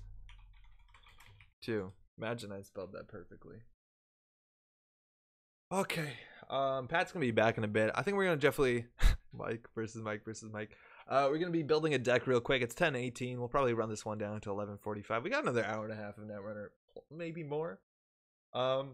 Smash comes out at midnight, but I'm buying a physical copy because that's always been important to me. But let's just check in and see how the video game awards are before we come back with Pat.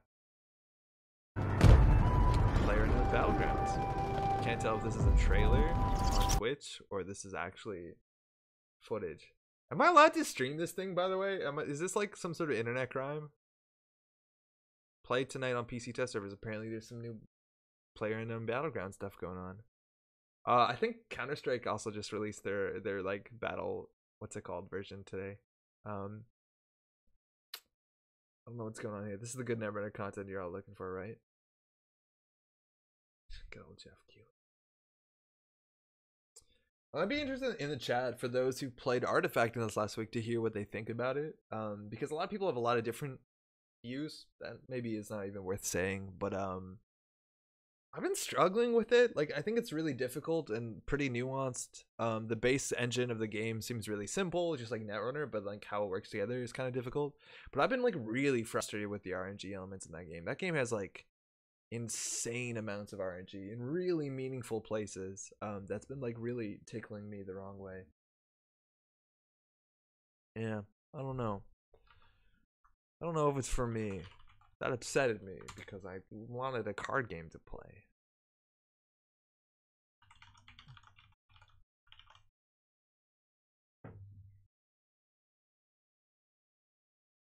All right.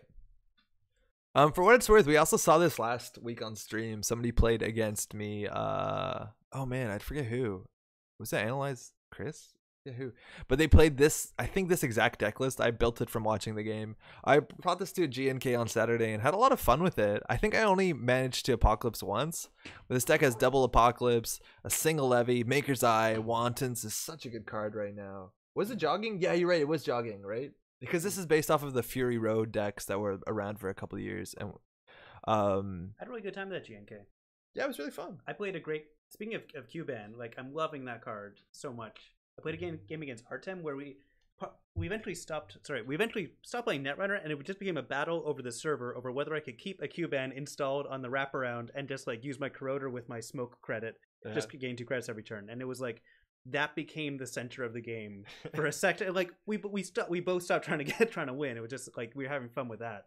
It was a good time. I really liked that GNK. Yeah, the meta was fun. We had a lot of people show up, and we still have a new player coming. Every now and then we still see new players coming in person. Like that's great. Yeah. We also went out for food after, which was really good. Yeah, we went to Blackstripe Barbecue. It's a good place. Nice. I've got to get out of here. What's up? Yeah, all right. Thanks so much for driving by. Well, thanks for dinner. Thanks for having me. Yeah, thanks for having me, everybody. Again, check out Pat tomorrow on that stream. On John Barrel's Twitch channel. Around 10 a.m. to 11 a.m. That's me, for sure. I might be there a little bit earlier, a little bit longer. And we're doing it for charity. So play some Smash Bros. I will. Cool. I'm just going to show Pat out. We'll be right back. We got some stuff to do. It was me, Mario.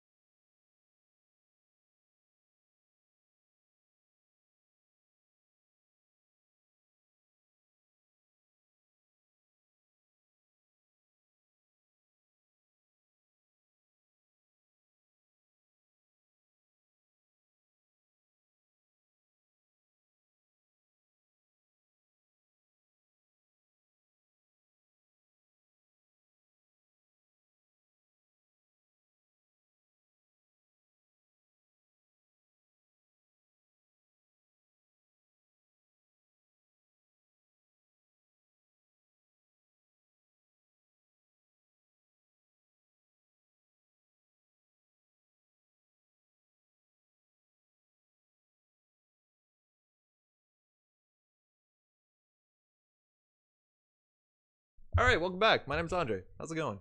Netrunner, I know that you run Career Fair, but not Peace. I looked at, I think, a Jar's right up, and they said Peace was better, and I agree about that. Career Fair seems much more limited, and this gives you way more money. Why would you do that? Jim says 47 cards. What is this? One of my decks? It's a max deck, which 47 was largely fine. For what it's worth, I did play it with 46.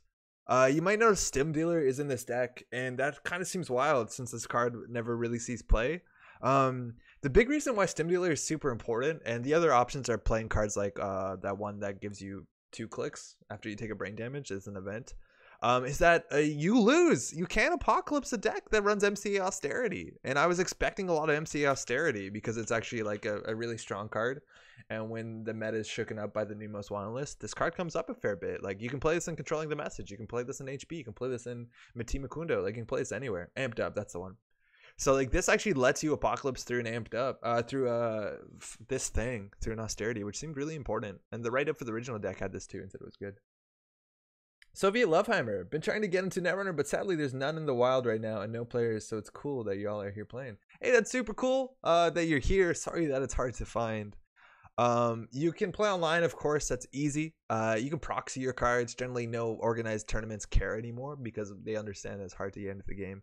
But check out Facebook groups, Netrunner Geeks or Netrunner Dorks. Try those because there are people every once in a while that sell collections. It might be a bit pricey, but that cost will either go down a lot or up a lot in the future. I think it'll go down a lot. I don't know. Printing your own cards is fine. All the scans are online. You can find them. If you search the Reddit, they have like 600 DPI scans.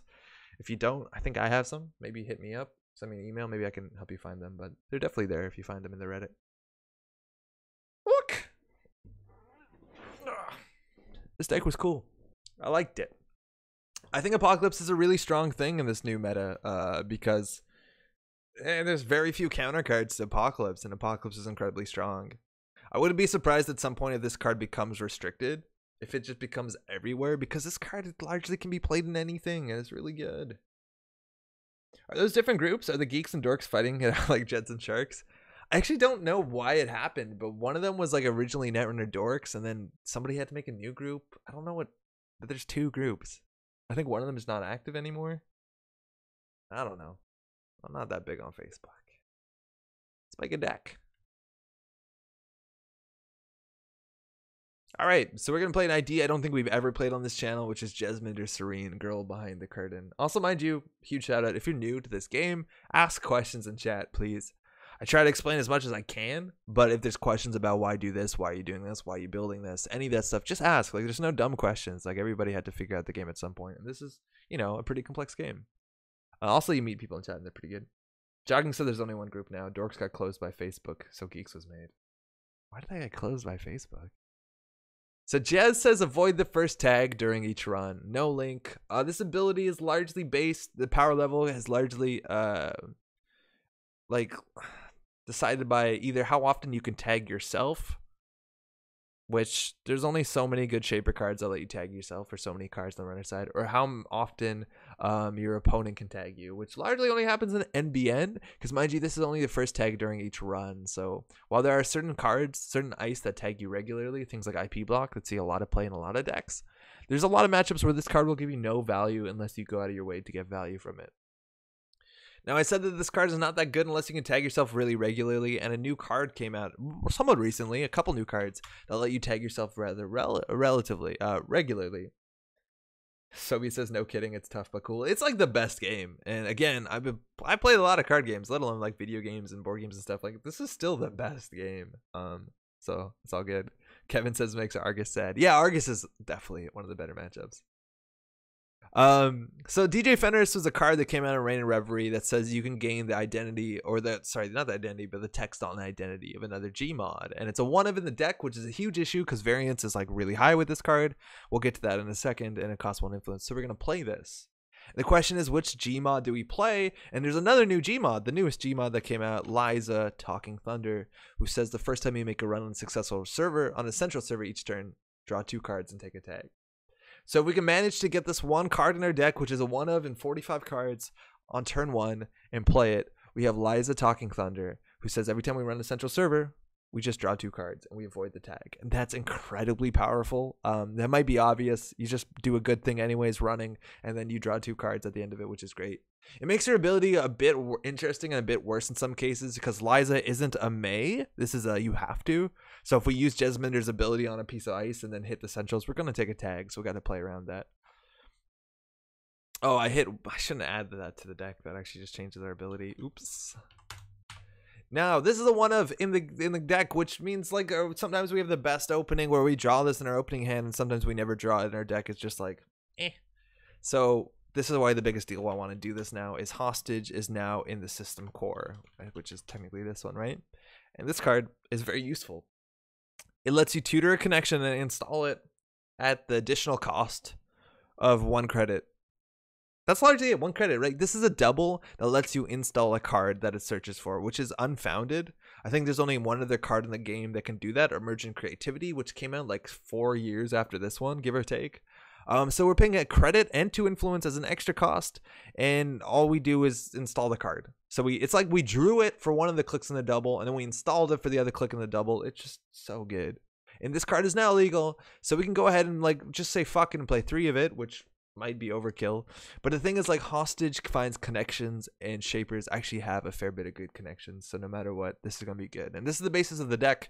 Let's find some good connections we can build around and call it a day. Fansite Artist Colony is the other option. Oh yeah, you can also do Artist Colony, but this is like, so this is another thing Jogging is saying in chat. This is the only card in the game that lets you tutor unconditionally for any card and install it, which is actually really good. Wow, I forgot that this installs that. I thought it just pulled it from hand to hand. The other card that does that also is Logos, but this is a console and it's criminal and it's just not great. I don't think. So this is good. Hostage is really good, and we want to play some connections. What are we going to do with all the cards we draw? The way that I see it, before we build a bad deck and change it, is Aesop's Pawn Shop is really good. Aesop's Pawn Shop is a connection. We can also run fewer copies of our core connections if we have hostages to find them. But we can run like 2 pawn shops.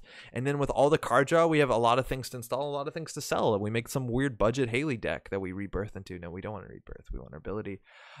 This is a restricted card. So we can't run Film Critic, but Film Critic is another really good connection. We could also run Professional Contacts, which I probably actually don't think we want to do in this deck because we might have so much built-in draw from running Central Servers if we can get in that we don't actually ever want to use this ability, let alone spend the 5 to 6 credits to install this with Hostage. So this might be wrong. I think Beth Kilrain Chang is almost always good. You can tutor for her. Caddy Jones is good in some matchups, not all matchups. Having her, the ability to hostage for her in a pinch is really good. What are some other good connections, chat? Savita also said, I got the core set like 3 years ago, and only recently I've been able to find a friend that actually likes it. Hey, but that's also the thing is like as big as the card pool is and as overwhelming as maybe all this talk about all the cards are, playing this game in like a really small format just on your table is going to be fun forever. So don't worry too much, maybe. Do you think you can fit crowdfunding as extra Aesop's fodder, and since you're going to be overdrawing and running so much? Yeah, that's the thing. Okay, so like the hot shit right now is crowdfunding. Everyone loves crowdfunding, and I see why. In Criminal, this card is crazy. Like, you put 3 of these in your deck, you install them for free, they come back over and over again, they give you 3 cards a pop and a card draw. Like, that's a really good econ card. Now, outside of faction, this costs 3 influence a pop, and we're already down 7 influence in our deck, and we probably want to play things like Cash and other like Aesop's garbage, I'd assume. I don't love this card. I think out of faction, it's very hard to make this worth it. Very hard to make this worth it. Jasmine probably can run very aggressively, like that's totally true. Also, other good cards with Jasmine, if you're drawing a lot, cards like Modded get a lot better, cards like Career Fair also get a lot better, cards that have like multiple cards required to fire them off, so we're gonna look into that. But like this card is almost never worth it. And I've seen some lists, like I've seen Smoke lists that spend 6 influence on these so they can pawn them, or like last week we saw like a Haley list, and this card's really good with Haley too for multiple reasons. I just don't get it. I don't see how that's ever worth the influence. I'm gonna be wrong at some point, but like, that's so much influence. It's a good card effect, but like, I just don't think it leaves the faction that much. Apathy says, I love the character of Thomas Haas. His very best cards are runner cards that take advantage of him being a rich and powerful mother. Yeah, totally true. And this one's also really interesting with the fact that he looks like he's in on the plan. John Masanori is actually super interesting. So this card also came back, and this card does make Jasminder. It actually doesn't combo with Jes, if I'm not mistaken. Jasmine, this tag fires after the run ends, so Jasminder will still take the tag. So I don't know if we want to do it. I'm not sure. I'm not really sure. And Infinite Jester is also saying Hot Pursuit. And this is where other things get a bit like clumsy. Is that like Hot Pursuit is super cool. You run at HQ and then you make 7 credits gain if you make a successful run and make an axis and you take a tag. And normally that's not a big issue. But if we rebirth into if we like become DJ Fenris and become Liza, we're gonna take 2 tags, and that's awkward because now we have to clear one of them. So I think we just straight up don't play this. Like I think we either play ways to clear multiple tags, which seems pretty bad because we're Jasminder, or like we play this. And it's also like really awkward about this combo. It's like if we like play around Hostage into Beth on turn 1, like other cards that we want to play are pretty bad. Like Maya is a console that is pretty cool, I guess. I think you want to play this if you're playing Jasminder. It gives you a lot of MU for a little price. But this ability will give us a tag, which is bad because if we're running Central Servers, we'll get a tag. Actually, no, maybe we can play Hot Pursuit. Maybe we can play this one on the basis that we run twice a turn. Jester's saying you avoid the tag. Yeah, you do avoid the tag, but like now we're taking 2 tags a run. And this says for avoid. Jez avoids the first tag, not all tags. So like if we play Hot Pursuit, Liza and Hot Pursuit will both trigger at the same successful run thing, and then we take 2 tags. So we can only avoid one of them. So like it's okay. Now this is first time, and Hot Pursuit is not first time, so like that's a pretty good way to do it, is that we could do 1 of each. I think that's actually pretty reasonable. And then we could still play Maya, and then like first time we run, we draw 2, second time we run, maybe we Maya. Maybe this is convoluted. It probably is, but whatever. Rain says Citadel for safety. It's an option. This is always an option. We have no link. I don't know. Maybe. We'll put 1 in and see how it goes. I'm also just going to go ahead and put like just good things in here. Sure Gamble's great. Generally it's okay. Daily Cast is pretty cool because we also have Pawn Shop, and this you can get a bit more extra value, which is pretty good. Jester, you're saying dorm computer, and like I agree with you, but if we're gonna play dorm computer, I would just play Eliza. I wouldn't go ahead and do all this other stuff. But yeah, right. On top of this, another interesting card. I totally forgot what I was gonna say. I want to try modded. I think modded is really cool when we have so much burst draw. Hopefully, we do have a fair bit of burst draw. Let's try 3, maybe overkill. Yeah, this is it. Art gallery. So we basically want to run central servers, draw something, and install them for pawn shop. And this says every time we avoid, or first time you avoid or remove a tag, which we'll be doing every turn, we can install a card from a grip, lowering its install cost by 1. Which is kind of really cool, because now we have extra draw, and we can install that cards that we draw, and then we can pawn those cards that we installed for cheap. Yeah, Terrence is saying it right now in chat. How much for the influence for that card they installed? Yeah, this is great. We can't tutor this one, so hopefully we just draw it at a good time. But like this actually might be exactly what we need to make a really efficient pawn shop deck.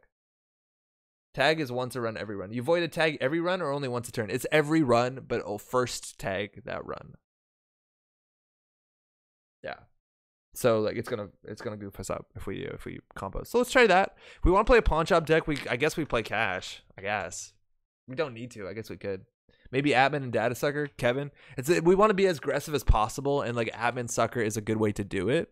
We have one more influence. We could play a single Amakua as well, but we definitely want to be aggressive. And I'm actually like classically really bad with the admin engine. For those who are not familiar with this engine, you generally put admins at like 0 strength, 2 strength, 6 strength, or whatever makes sense for the matchup. And then with a combination of this and data suckers, you can get into everything. That being said, we're going to need to find some influence for data suckers. John M is great if you can't get the tag. John M doesn't work with Jazz. John M's after the tag is over. Rainacing Harbinger over cash. I think that is not right on the basis that we're trying Thunder Art Gallery, and then we can actually install our cash for free. That's the way I see it. This also does kind of nombo with modded. Oops. Jogging saying stim hack. We'll get the last influence later. I also don't like Harbinger over cash. Like Harbinger gives you 6 credits slowly. Cash gives you 5 credits faster though. Like I'd rather have the upfront credits. Like sometimes you install cash just to gain 2 when you don't have anything better to do. Okay, let's make the rest of the deck though. 2 cash, 2 sucker. Yeah, I don't think the cash is that important.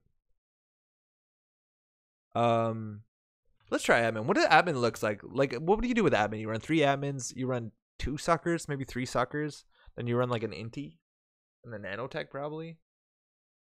Gallery feels so pricey credit wise. Yeah, this is probably not great. Like there's a big chance that we just don't need this. Because I don't actually think it's going to do that much. Like this doesn't work with hostage. This doesn't work with modded. Meh. Laundry's really good. Yeah, we definitely play laundry. We're trying to be aggressive. We're trying to run a lot. So we definitely want to play laundry. This does everything we want. I like data sucker. Anything that snowballs us. Like that's a big thing is if we are Jasmine, or excuse me, if we're Eliza talking Thunder, we want to be running central servers once a turn. So anything that compounds off of central server runs is really good. So like data sucker is probably the most obvious. I think we probably actually want 3 of these. Patrick says, I cannot reiterate this enough. At 10 a.m. tomorrow, visit the Twitch stream and act like I'm the biggest celebrity the world has ever seen. How's it going, Pat? We got 3 suckers, which is really good. Then we go on the admin package. These are really good with modded, right? On top of that, other things are good. Like in theory, you could play Da Vinci, but this seems like it's unnecessary. 3 pawn shop if you play it. Jogging, I think you're right, but I think we also have hostage. So there's a chance this isn't wrong. Clone ship is good with cash, but I think we're cutting our caches, so I don't even know if the clone ships are that good. Oh, then we play Cuban. It's the thinking man's cash. Self-modifying code. We might not even need 3 of these. We could actually go to 2. We have a lot of MU with Maya. We might want to figure out a way to capitalize on that. More hardware would be good too. I think we want to keep our aggression up as much as I really don't like this card. I think it probably is fine to play. Firstly, we're going to play R&D interface. 3 might be too much. But we probably want to play that one card, Cyberdelia, that I just don't care about. Ugh. Like this card is okay. It gives you a credit a turn. We don't need the MU. I think there's other better cards that give us a credit worth the value of a turn. How about we don't play this one? It works really well with modded. That's like the best thing it has going for itself. But like we have enough MU, I'm pretty sure. What about we just don't have stuff to pawn shop? I'm pretty sure we don't have enough stuff to pawn shop in this deck. What does a Haley pawn shop deck look like? Like, you have to run Persia and other stuff, right? Like, show me a classic Haley pawn shop. Immediately on this page. This was the Eternal deck. Made top 8, Jose San. They were doing 2 pawn shop and a single hostage. But, like, they had cash. Okay, maybe cash is good enough. If you're dropping pawn shop, you can drop Thunder Art. I think we already dropped Thunder Art, no? Yeah, no, fuck it. Let's just drop this and that caches. We got 2 more, which is pretty cool. So, like, we're combining 2 archetypes. We're combining, like, Haley pawn shop. Yeah, I think we need some of this stuff. Like, we can't just only do admin. There's actually a big chance that this is better. Like, just a breaker suite like this is just better. We have Q bonds. We want clone chips. Do we want to go full admin? It's been such a long time since I got full admin. I don't feel like I can do it compellingly. Maybe we don't even need this pawn shop. Like, we have 3 pawn shop targets. Pat tap cheap to play them pawn at will. That's interesting. It's definitely interesting. I just don't feel like this deck does anything really good. Misdirection and Persia are all like fine options. These are things that like you can pawn and otherwise you would tutor for them. But then you have to go to 3 of these. The thing is, like, we have an Aesop's pawn shop deck, but like I don't think we can get value from it. Like, we're not pawning anything besides cash, and then sometimes these, and sometimes daily casts. Like, I think that's pretty bad.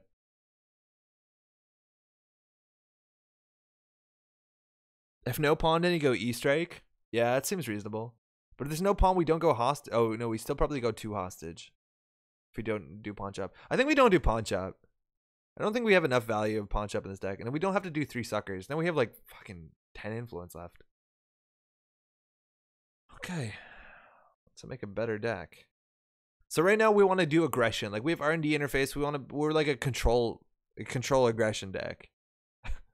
Because we want to be able to run central servers every turn. So let's put 2 data suckers back in there. Excuse me. Maybe we do want to run Amokua.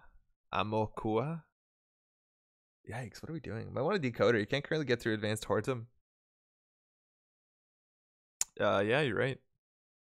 Maybe we'll just do like the standard breaker suite. Like, we'll do a single admin. We can do a corroder. Mind you, paperclip is now restricted. Nanotech seems good. This one's always hard. Yeah, there you go. Psych Micro Connection. Oh yeah, it's a really good one. This card's actually probably a lot more playable now because of R&D interface. So Psych Mike is really strong with R&D interface. Yeah, I think Amaku is good. Maker's Eye, it's a bit greedy, but like, let's see if we get to that. We also, for what it's worth, we could consider playing some of the other weird shit that works here, like Code Siphon. This is like an interesting card that tags you unless you install something. Again, if we don't have our thing out, this is fine. I also don't know if we want Citadel in this deck. I don't think we need it. I like one Escher, but it's a pet card. That's a fun card. Bankroll, you have the influence. It's aggressive program. It is. It is very aggressive. Yeah. Bankroll might be fine. Bankroll's cool because, yeah, we draw a lot. Let's try that. Bankroll is basically like Cubon, though. We still need a decoder. What are we doing? Gordo? Gordo's Blade? This did Study Guide. There's no way we're going to do Study Guide. Are we playing Gordian? Is that best? Or we play Angolo? I think Angolo is largely considered to be better by most people. I don't know, if you want to be aggressive, I'd go Makers rather than R&D. The thing is, like, hopefully we R&D to mod it. Let's fill this deck out and see what it draws like. We want a turtle in here. Turtle is like really good. And maybe we don't do admin if we do turtle. Kevin likes Angolo. Would medium be any good? Medium is one of the best cards in the game, Soviet, but unfortunately this card is no longer in standard play. It's only in eternal format. That card rotated in the original core set. But yeah, that's exactly the kind of card we'd want in this sort of deck where we want to be aggressive. If we played medium, though, we would drop a lot of these because it's a bit. Goal is better than Gordo if you want to run super fast and hard. That's weird because it's super expensive. All right, let's get one more card, one more influence in here. Let's just do like a lazy Stimac and just see what this draw's like. Okay, this is our opening draw. Hand's not bad. Hand is not terrible. Okay. Also Equivocation. Man, Equivocation is really good today. You could go Paragon or Turntable Patchwork. I would do Turntable before anything, but Maya actually has value if we don't hostage it out. Maya's also like maybe too much multi-axis. Well, this card doesn't let you see another card. It just buries it. We need the MU, though. I'm going to stick with this one. This hand's great, right? Credit. Draw, draw, draw. Next turn we draw a card, probably. We go to credit. Boom. Go to town. Let's start here. This seems okay, right? Chat, is there any like big changes that we should make? I don't think we need this. So we need another card slot here. What's like just good shape or shit I'm forgetting? I'm sorry that I just closed the page immediately. We have no restricted card, actually. That's kind of interesting. We run a single film critic because we can hostage it, I guess. I don't love film critic. Super boring. Paragon? Let's try Maya. We don't have the influence. Do you need admin? Probably not. Unlikely. It's an interesting card, though. And we have 2 data suckers, so I don't mind it. I guess it's the same as that. Okay. Well, chat doesn't feel like they need it. Okay, that's fine. Turning wheel. Ooh, turning wheel's really good. But then we would drop the R&D interfaces. We just don't have MU.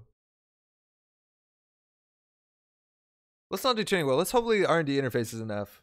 And we have no HQ pressure. Let's call that. But turning wheel's perfect in like a tagless Liza deck, right? That wants to run. I just want like 2 good neutral or shaper cards. We have clone chips, probably too many, let's be honest. Diesel. Yeah, well, fuck it, let's play Diesel. This card's gonna be trash once we think. I don't think you have the MU to support the suckers. We have Maya MU. 1, 2, 3, 4, 5, 6, 7, 8, 9, 10, 11. It's gonna be flexible. Let's try this. I want to try R&D interfaces. Let's go more control than Maker's Eye. We could probably just drop 1 R&D interface and play Maker's Eye. That's probably just better. I'll try that. Let's try that. Demo run? That'd be really wild. But that card rotated. We'd also need influence. Demo run's like... Demo run existed for a long time in Netrunner when there was no R&D interfaces, so it seemed largely bad. But it's, I guess, a bit better, but it no longer exists in standard rotation. Jasmine. I need a deck name? Don't get me hung up here. Netrunner DB? Can you generate one for me? Oh. Easter egg way better than bankroll? What are we Easter egging? CTM, super important. It's card slots though. Like coupon and bankroll almost are run common cards that do almost the same thing. You want them all installed. Okay. I need to learn what cards even exist. Yeah, so you probably have the original core set, which is a great thing. But there's been a revised core set since that, and now also System Core was announced a while ago. Argus Mati. Argus is fine. Mati is a problem. CTM is a problem because that tag can't be removed. I don't want any bankrolls now. A single card for 2 influence seems real bad. Seems real bad, yo. Liz Minder. Oh, I like that. I'm fine with that. That's okay. I definitely have OG core set. Yeah, so OG core set hasn't been standard legal for a while because they made revised core set a bit ago. Still cool. Polana, Asmari. Got locked in caps lock, huh? So like this is a restricted card. It's good. It's a current. I don't know what else to say. We have to cut a card. I don't think we need all of these. We're only playing 2 of, so that when we play the second one and they don't see the third one, they play around it the whole time. Am I right? Was the default Anarch just way OP in the OG core set? Not exactly. Like in just the core set experience, Anarch struggled because they had no money, and Anarch classically was a joke. We probably don't need Psych Mike actually. Ah, fuck it, we'll keep it. I don't think you want 3 modded. Hold on. What do we have targets? I want to try it. I don't play enough modded, so I want to try it. But you're right, we probably don't. Sorry. So Anarch largely was like dismissed at a competitive level for a really long time. And it took a while for them to get enough card draw. There was issues. They were really inconsistent. And within the original core set, there just isn't enough economy. And there's like no card draw besides Wildside, which got banned actually from the format in a while in. So like Anarch was in a really rough spot until it became like the most prominent archetype for a really long time. But original core set Anarch is like, I would say pretty underpowered compared to the other 2 factions. Liz Minder. Jasmine. Paste. Bankroll, get it out. Legwork.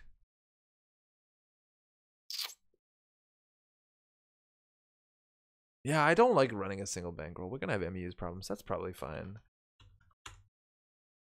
Okay. The other option is to play another strike and then do something else, but whatever, we'll figure it out. Super odd. We thought the criminal deck was way worse. So I also don't know whether you are playing like the pre-constructed criminal deck or like are making your 18 games tonight. That's huge. Or making your own criminal deck. But like criminal has some really good cards. I think if you play criminal, Account Siphon, mind you, is the strongest card in the whole box. So that's the biggest thing. Lib is M the nay. Pre-constructed. Okay, I can't talk really about the pre-constructed. I don't remember what they are, but like Magnum Opus is a big thing in that box. Account Siphon's a big thing, and Anarch just kind of has to hope they. Okay, Cronus. We have no net damage protection. That's fine. This hand is good. Oh hey Wayne. Hello. Wayne's in YouTube chat. They know what's up. Opening sucker, so they can do damage, so they can pick cards out of our hand. I think we just set up for a bit. We're gonna have to deal with Kakugo, so we're gonna have to draw a bit like carefully. God to your hand. It's pretty good. Oh, Lib is money. Liberated counts as money, yeah, but it wasn't in the original core set. Came out in the first cycle. Remember, Duggards was their card draw solution. I think it's also important to note that Anarch was bad because it was inconsistent. So it just gets us few good cards, then it just wins. Yeah, Terrence brings up a really big point, is that there's like a quote-unquote thing back in the day called Anarch Problems. And Anarch Problems was the basis that Anarchs had cool tools, but they had no way to consistently draw it. Like self-modifying code was in Shaper, Special Order was in Criminal, and Anarchs had nothing. So it's just sometimes your breakers were at the bottom of the deck and you lost. So I got a Diesel. All right. So we can just set up. Caddy Jones actually might be fine in this matchup because it generally doesn't go fast. Worst case scenario, this is a House of Knives, but if we face check without any breakers, it's going to be worse for us. We also have to play around Snare. Breach Dome doesn't work particularly well because it doesn't meat damage, but probably worth respecting. If we play Caddy, we want to click her, but I don't think we're going to do that. So we want to play as few cards as possible. They might just be more of a lockout deck. Like Hunter Seeker is probably alive and well in this deck, and at least we have 2 clone chips. This also does a lot in the matchup. No hostage opening hand. Okay. That's a big issue we had. OG Crim had no decoder. Yeah, you want to splash that. Just splash that. You need it. Core Anarch had Jin and Worm, super powerful. Maya here? Yeah, I'm not going to go in just yet. I'll Maya next turn for sure, because none of these cards are that important. Multi-axes again against Jinteki Trap decks can be scary. That's a House of Knives. Yeah, that's the worst case scenario. But now they can't fire Snare, so this is fine. None of these cards are that important. Let's go see R&D and let's let Maya fire. This is once per turn, mind you. Kind of sucks. It's been a while since I played OG core set, though. So they trash R&D interface. Okay. So that's a preemptive action, so we're going to Maya it to the bottom of R&D. Now we can see another card. If we draw, they can knurl us from hand. That's an IP block, which actually is a blank ice to us, because we just get through it. So if we draw here, they can hit whatever we res. So I don't want to do it, so I'm not going to. Worm and credits trumps all ice. OP. Grim. That's how. That's you basically talking about draft. That's how draft worked for me a lot of the times. So that's an IP block. They can res it, and we just dodge. We avoid the first tag, so it does trace 3 nothing. Obviously, it could. There's a chance. Yeah, I think they just realized IP block does nothing against Jasmine. This is Pat's water. That's fine. It's not a big deal. All right, so the problem is if we face check that and it does net damage, like Komayinu kills us. Komayinu plus House of Knives kills us, so we might actually want to be a bit cautious again. This is not the sort of deck that can score to 7 easily. Oh, fuck me, that's kind of good. All right, DJ Fenris. We're going to become Liza Talking Thunder. We got the combo. Run HQ, draw 2 cards. Get an Axis. They can fire Snare. Axis IP block. Okay, so we don't know what this is. If we draw any more, they can choose to burn any of these cards if they have a Neural EMP, which requires us to have made a run. Not a successful run, mind you, which we found out at the regionals is really important. Well, just figure it out. What should be the first expansion I start printing out? I highly recommend Rain and Reverie. It has cards for every faction, and they're actually all very interesting and potent. I think that's probably the next best place to go. I like Rain and Reverie a fair bit. Okay, so we definitely want our... Do we have 3 SMCs? We must, right? Yeah, okay, we definitely want those before we start face checking, because again, Kamaino just loses the game. We also have a lot of MEUs, so Cortex Lock is like kind of an issue. We can run archives to draw 2. Yeah, whatever. RNR is pure fun. It's great. It doesn't come with pre-constructed decks in it, so like you're gonna have to be a bit more creative, but it has something in it. It has a lot in it. We have this, which is really good.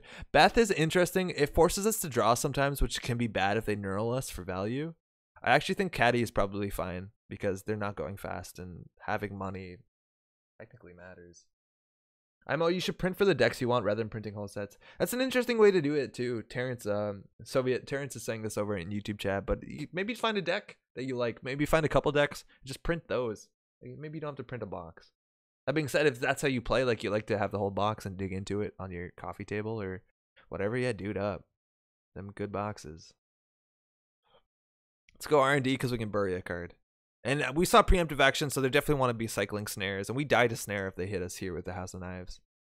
Actually, no, we don't. Snare does 3 damage. I think they hit the Beth. That seems like the most value, the quickest. I didn't even do the math, whether 7's enough. I don't think it is. Like, nanotech, I guess this helps a bit, but like nanotech, install self-modifying code to break like Kamainu, it's probably more than 7 credits. Hit the Maker's Eye. Okay. Cobra. I don't know. Amakua seems like a bit of a liability. They're also not unlikely to run Swordsman, which would be an issue.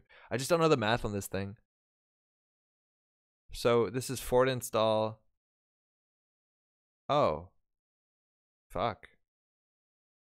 Amakua is only 1 cheaper. Whatever. Oh, we didn't even need to do that.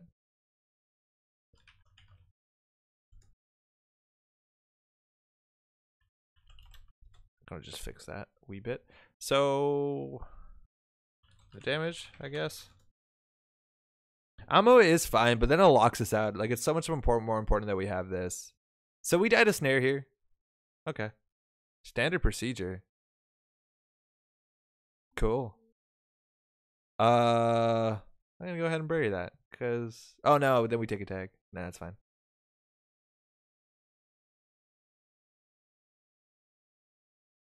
So we lost this, which is fine. We have a clone chip. We also can use that for SMC, and Caddy is actually going to be doing work right now, so we'll just click for 2. I prefer to explore boxes as opposed to decks since I can learn more by seeing the options available. Yeah, that seems legit. Seems cool. Just do whatever works for you. Ah, beans. But Rain and Reverie totally, I think, is the best Netrunner product they've ever made. It's really good. There's a lot of stuff. All of it's like pretty playable. You like, it's important to know, and this channel, as much as I do like goofy Netrunner too, like generally when I do card reviews, which I haven't done in a long time, I do. We talk about like cards being competitively viable, and then talk about them being fun and interesting. And Rain and Reverie had the most, like almost all the cards minus like 4 or 5 are competitively viable, but also almost all of them are interesting. Okay, single advance card. What is it? Do we run it? Yeah, probably. We could take Caddy money. Like, that's a Nisei, that's an issue. If it's a like a show of force, it's can be really ugly.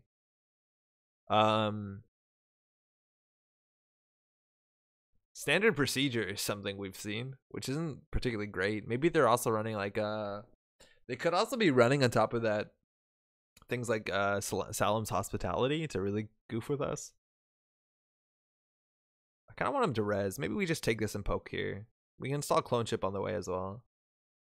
Worst case, this is like what? Brain damage. So we need to take 2 damage. If it's Junebug, we take 3 damage with this combination. If it's Kakugo, we just bounce. How many code gates do a lot of damage? Yeah, we probably need to worry about that. But the thing is, like, okay, if we pull self-modifying code to install Ngolo, that's already 7. So we can break 1 sub. So it's probably not worth it. I think we'll just pressure HQ here. With 2 credits? Yeah, Komainu is, we lose 1. That's fine. These data sucker tokens are doing a lot. They really are saving us a lot of money.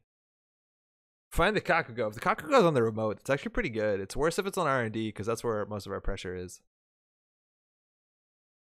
That's fine. Like, we can just bounce here. And now they have fewer credits. Yo. Let's try running archives. This gets us a free double draw. And again, we don't want to draw too much because we do mill out. But this gives us a sucker and 2 cards. We already turned on Nearly MP by running HQ. And they're just Cronusing. All these cards are trash. They definitely hit the clone chip. We actually might have wanted to keep the clone chip. Yeah, that's fine. This is dead now. Okay, that's fine. So that we can hit this. We want to pull these credits next turn for sure. I just don't want to play this, right? Like, it's just going to force us to draw cards, which is how we lose. This also might just be an NGO front. I'll click once here. We never want to draw last click and then find one of our programs we need, and then they can just like knurl us and hit the program. Because they get to choose when they nearly MPS. And we've lost 1 clone chip. We only have 1 more in the deck. I don't think we have 3 clones. I think we went down to 2. Yeah, okay. And we lost an R&D interface, which is the way we were playing to win the game. It's kind of scary. And this is the weird combo, right? Like, we can run this once to see a card, and we run again to bury it. I think this combo is actually pretty bad. Right? I thought this would see another card. It doesn't. So we run once, see a card, run again, bury the card. So I guess we run archives, then run R&D. That's probably our plan. It doesn't sound that bad. So I think we take Caddy, we like dirty laundry archives. Oh, standard procedure.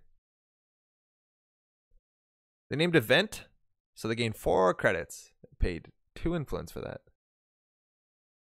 Alright, they also know our whole hand.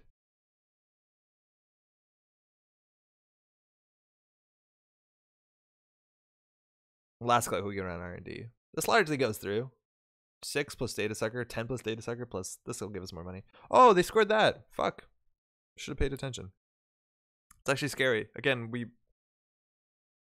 No, I don't think we draw data snare. Got the modded, so let's run R&D. We can pay 2 here. We have no card like Equivocation to pull here to goof with them to dig really deep. So they can hit 1 damage. Again, all these cards are crap. I think they probably take the Beth. Maya's worse than Equivocation, which is unfortunate. It's always linked to Jasmine. Yeah, right? We'll definitely trash that. Yeah, I feel you. I don't think Maya's that cool. It was interesting when there's like more combo decks in the corp side where like you had to like bury. Like, oh, I had no way to interact with 24/7 news cycles, so I had to bury it.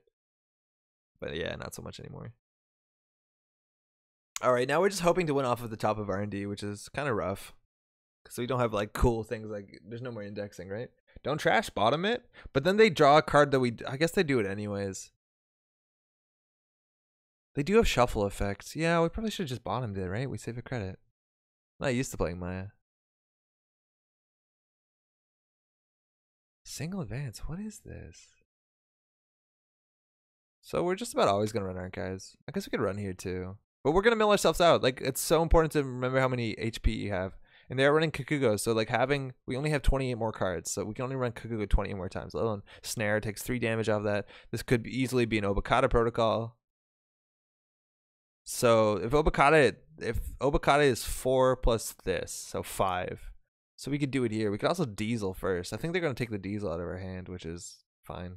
Seems a bit reckless to play. Worst case is like what, Kakugo?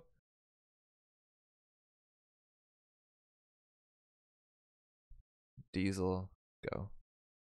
So this way we can steal Obokata. Otherwise, if we break through this, the damage from this plus the damage from this plus... Oh, we're going to fucking lose the angle, though. I think we'll be fine. We even have Makua. They'll trash this. This is fine. They might even arc lock it down. This is fine. Everything is good. Is it worth Psychic Mike since R&D is so cheap? We only see 1 card, though. Like, it gives us a credit a turn. We paid 2 cards and 2 clicks for it. I don't think it's worth it. If we had an R&D interface, yeah. They hit this, and the thing is, if this is an Obokata, that we have a chance of getting the clone chip back. Yeah, they hit the Ngolo. That's always right.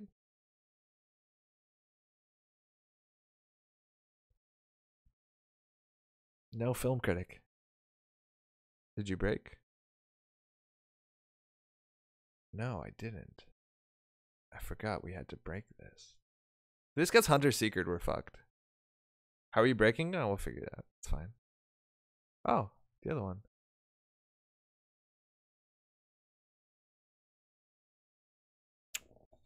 So, yeah. That was bad.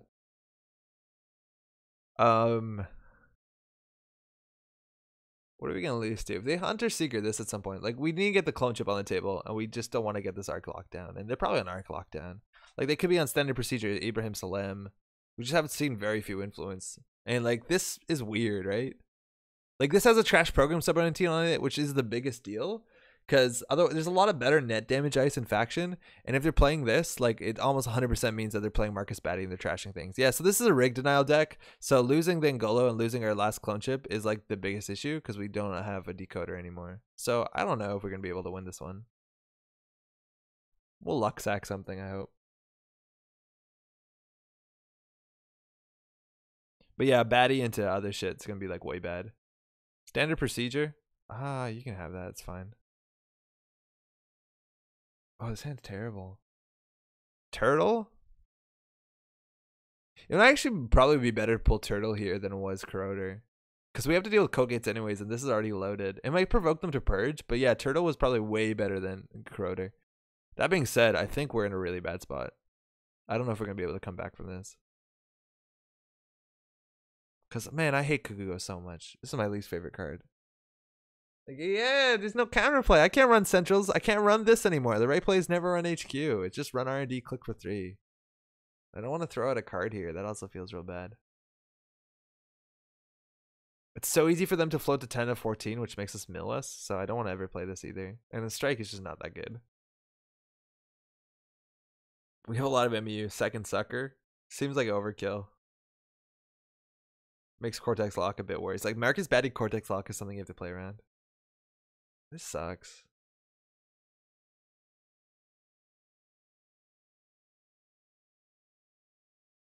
Why am I burying this? Wait, this is stupid. I already seen it. Did I already hit Caddy? Yeah, I did. I'm just gonna click 2 and then throw out a card, which is a huge mistake. You don't want to throw out cards against Kentucky. I don't think we're gonna have a good game here on our side. Alright, Rashida. So they drew the 1 card we know and then 3 more unknown cards. Pretty scary. Again, we've only seen 4 influence. Philotic Entanglement, we have to play around in Obakata. And Obakata Kakugo, this is so hard. Like, that's to be able to steal a 3-point agenda, of which they probably have 3 in their deck, we have to spend 6 cards. 7, because then they can neural us, right? And they probably on our archive memories. That's impossible. That's so hard. And now they res a DNA checker and we get fucked. Oh, there's a lockdown. So we probably lose. Yeah, we shouldn't have charged that. I didn't realize that we drew into that thing. So Amakua seems really important.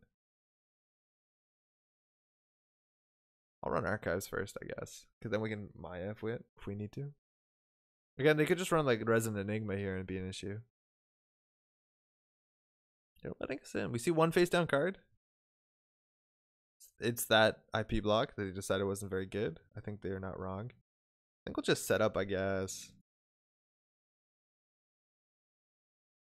Geez, just saw Lady Liberty and Rain River. It's so cool. It's a really interesting card, and it hasn't proven to be like absurd. I think it was in 1 list at Worlds, in the top like 8 at Worlds this year, but like it's very interesting. I think that card's fascinating. Someone put that turtle in a pot. Yeah, we need to get that turtle. That turtle's really important. This Crowder was a huge misplay too, and they purged. Okay, that's also fascinating. So like Archer is also something we should play around. Like I have no doubt Archer could be somewhere in this deck. It was in the World Champ deck, I think. I don't think so. I think it was only I think Spags was the only like top 8 player that's playing it. I don't think Joe was. I'll draw once for turtle. This doesn't do much. They might be running Hokusai Grid. This is only to trash assets. I don't think we play this. Like, well, we're gonna get a couple credits. Fuck it. Fuck Cortex Lock. We're playing it. This only does assets, and like it's NGO front and Rashida for sure. But this fills up our MU, which is good for Cortex Lock. Man, that's what I don't love about Keku. It disincentivizes you from interacting with them in a really meaningful way that's hard to play around. So DNA tracker is really bad. So we're just gonna find our Amakua.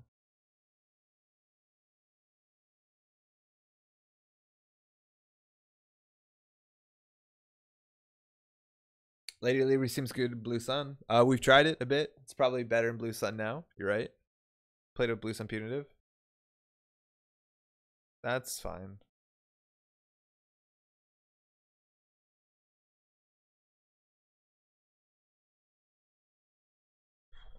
We're just milling ourselves. Like we're literally milling ourselves. Like we're not doing anything. I'm not familiar with the R&R cards. No, it is the Lady Liberty is definitely good in Blue Sun. I think we played Punitive and we were running like Global Food Initiative and Vanity Project, and like people never trash someone that has 4 counters on it. You just Vanity out. It's pretty great. Well, they're not doing anything either. Let's draw. We have 10 cards left. Oh man, we're fucked. Oh no, that's not right. Okay, we'll hit a DNA checker here. My issue with Cronus, only 3 points. Yeah, they're only on 3 points, right? Like we could just sit back. The thing is, like, eventually we're gonna have no cards left because Jasmine Liza's gonna mill us out because we have to interact with Centrals. Yeah, I guess we do break this. We actually can break all of it, which is really good.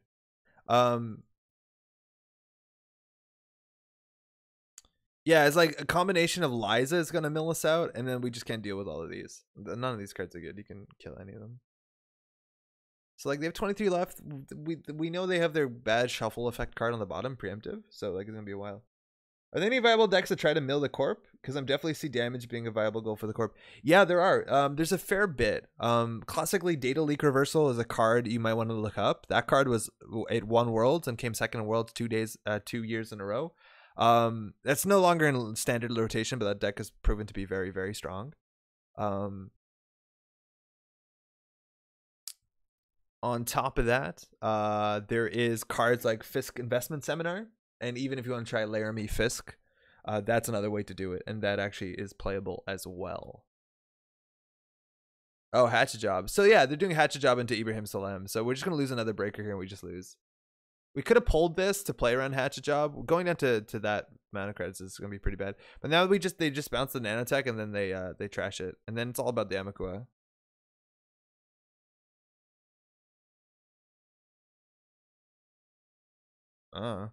Yeah, we could have considered playing around that. I think we kind of saw what the deck was doing because there's no other good reason to run this. Mind you, this is like the deck archetype that you largely were playing around in oh, Corroder. That's fine. That's actually probably fine. And so Salem Hospitality's played and they trash any copies of Corroder. But it looks like they spelled Corroder wrong. Uh-oh. No capital letter. Guess I keep it. So yeah, it's fine. IP block we can get through. They went down to 4 credits. Again, I'm pretty sure. Oh, R&D interface works really well with Maya. And they can't res any big code gates. Let's win right now.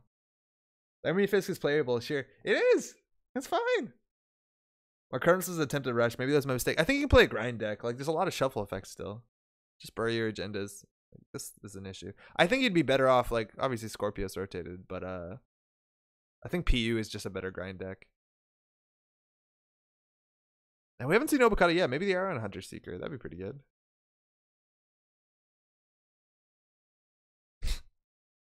Thimble Rig? That's fine. That's 0 cost. Eventually we'll find Amakua. That's fine. Hatchet Job. Okay, we can trash that. We'll just keep going. Psych Mike fired. That's cool. Only 12 more hit points.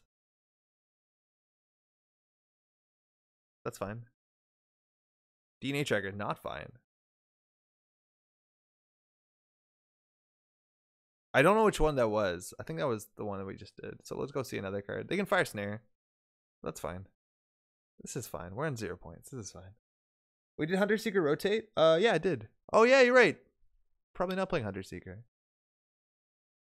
Yeah, we have to steal it. The thing is, unfortunately, Apathy is like that thing rotated as of December 21st, so I'm not 100% sure. I think Wayne would probably be playing the same way we are, but technically it's in standard until the holiday season in like what, 10-14 days or whatever it is.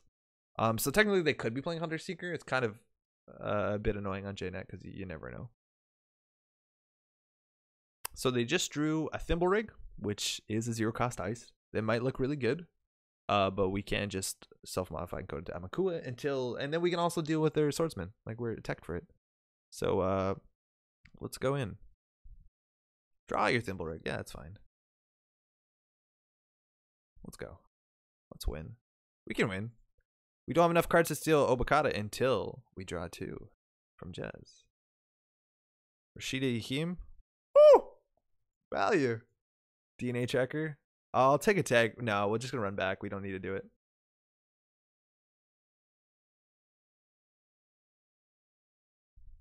Could win. Gonna Maya this. Salem's Hospitality. Fine. We might actually want to hit Caddy last turn depending on how this looks. Because we are going to need some money. And I don't want to play gamble. Like, we need as many cards as we can get. Luckily, they're also on 3 credits. You can let them have the tracker, I think. I don't want to because we can't break it. Like, that's the one card we can't break. We can't break Code Gates. Like, Enigma would be a problem. Kakugo is an issue too, but we'll bury that next turn. We'll just hit Caddy. Salem's plus Chronos. I really want to know what's in your hand. Yeah, they do. What's changed in the revised core set? A lot. Like a heck of a lot. They basically took out most of the super powerful cards that kind of had a negative play experience. You're probably, if you look up Soviet, you can find lists that show like what's in this one and what came out of it. Like people made them on Reddit, so check that out. Ooh, standard procedure. They call event. And our hand is almost all events, so fuck, they have money. Hopefully they don't draw into the Kakugo, because Kakugo is obnoxious. I'm playing it again. Alright, now they have 1 billion credits. Kakugo's still on top. And they just drew the Kakugo. Fuck! Gotta win now. Yeah, the Kakugo's an issue. Oh, fuck, I didn't see the Kakugo got there. Of course. That sucks. We should have ran Archives. My bad. I didn't realize I swatched it. So now we probably lose. Oh, actually, that changes everything. Neural? Tag sees hand ID. Okay. So Neural's on the top. We don't care for that. We can get through most everything on R&D. We're on game point. I don't think we have to do anything. Interestingly, we can run HQ for 3, which doesn't sound terrible. I think we run HQ here. Like, what? We don't want to bury Neural. Actually, how many? Wait, what did we see? We saw Philotic and something else. Psych Mike gave us 2. Oh yeah, we have 3 cooks left. Psych Mike is good. We can wait. We'll run HQ.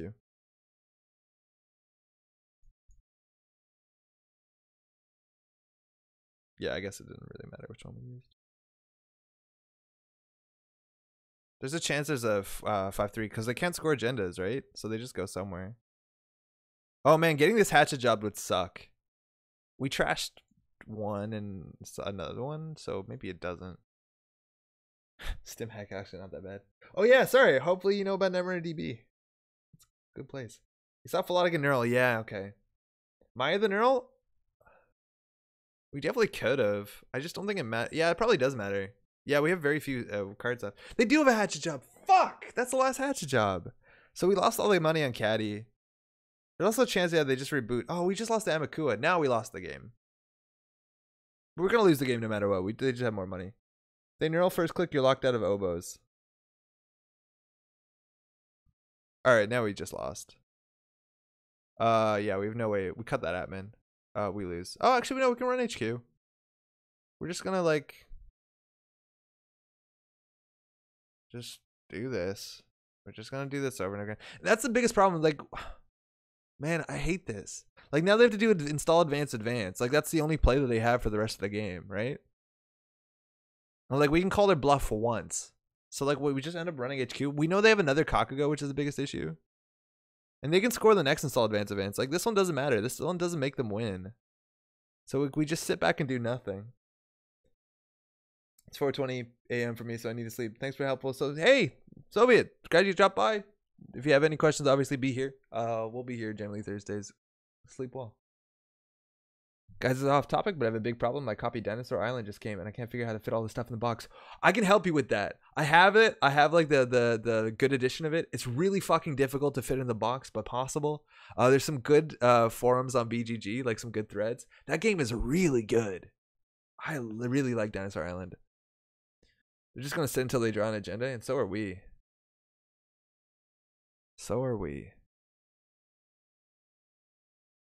Like, they can score that. That's fine. This doesn't matter.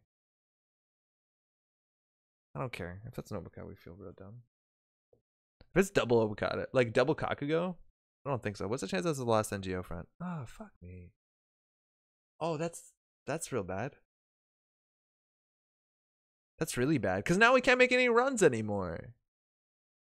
Right? Like, we just can't run. Because every time we run, we lose a damage. And right now, we have exactly enough. Like, okay, 4 to steal the agenda. 1 for Kakugo, 1 for House of Knives. So, like, we just can't run. We literally can't run. And just hope the next thing they install double advances, not double Kakugo'd. Oh, we can't even break Kakugo. No, Kakugo's not an issue. This is fine.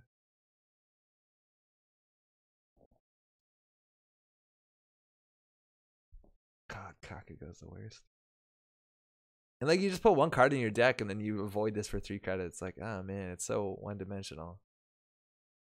In some ways, like, obviously it makes the board state interesting, but we're just gonna take this, right? Because I don't want to lose it to the last hatchet job that doesn't exist. Whoops. You gotta go HQ and hope they drew an agenda last turn. Well, I don't think we do it now. Like, I don't want to risk the whole game in 1 and 5. If we're going HQ, we're gonna run HQ 4 times. So we need to figure out how much money that is. I think we can wait. Like, they still need to score another install advance. As soon as they install advance, then we basically run HQ. Oh, that might be wrong. Maybe you're right. Maybe we have to go this turn.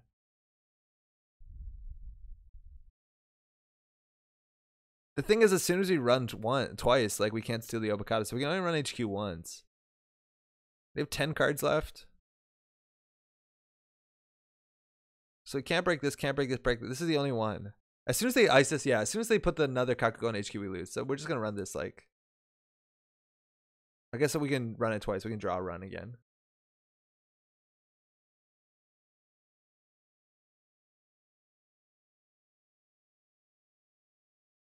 The question is whether there's any way to win off 1-pointers. And technically we could.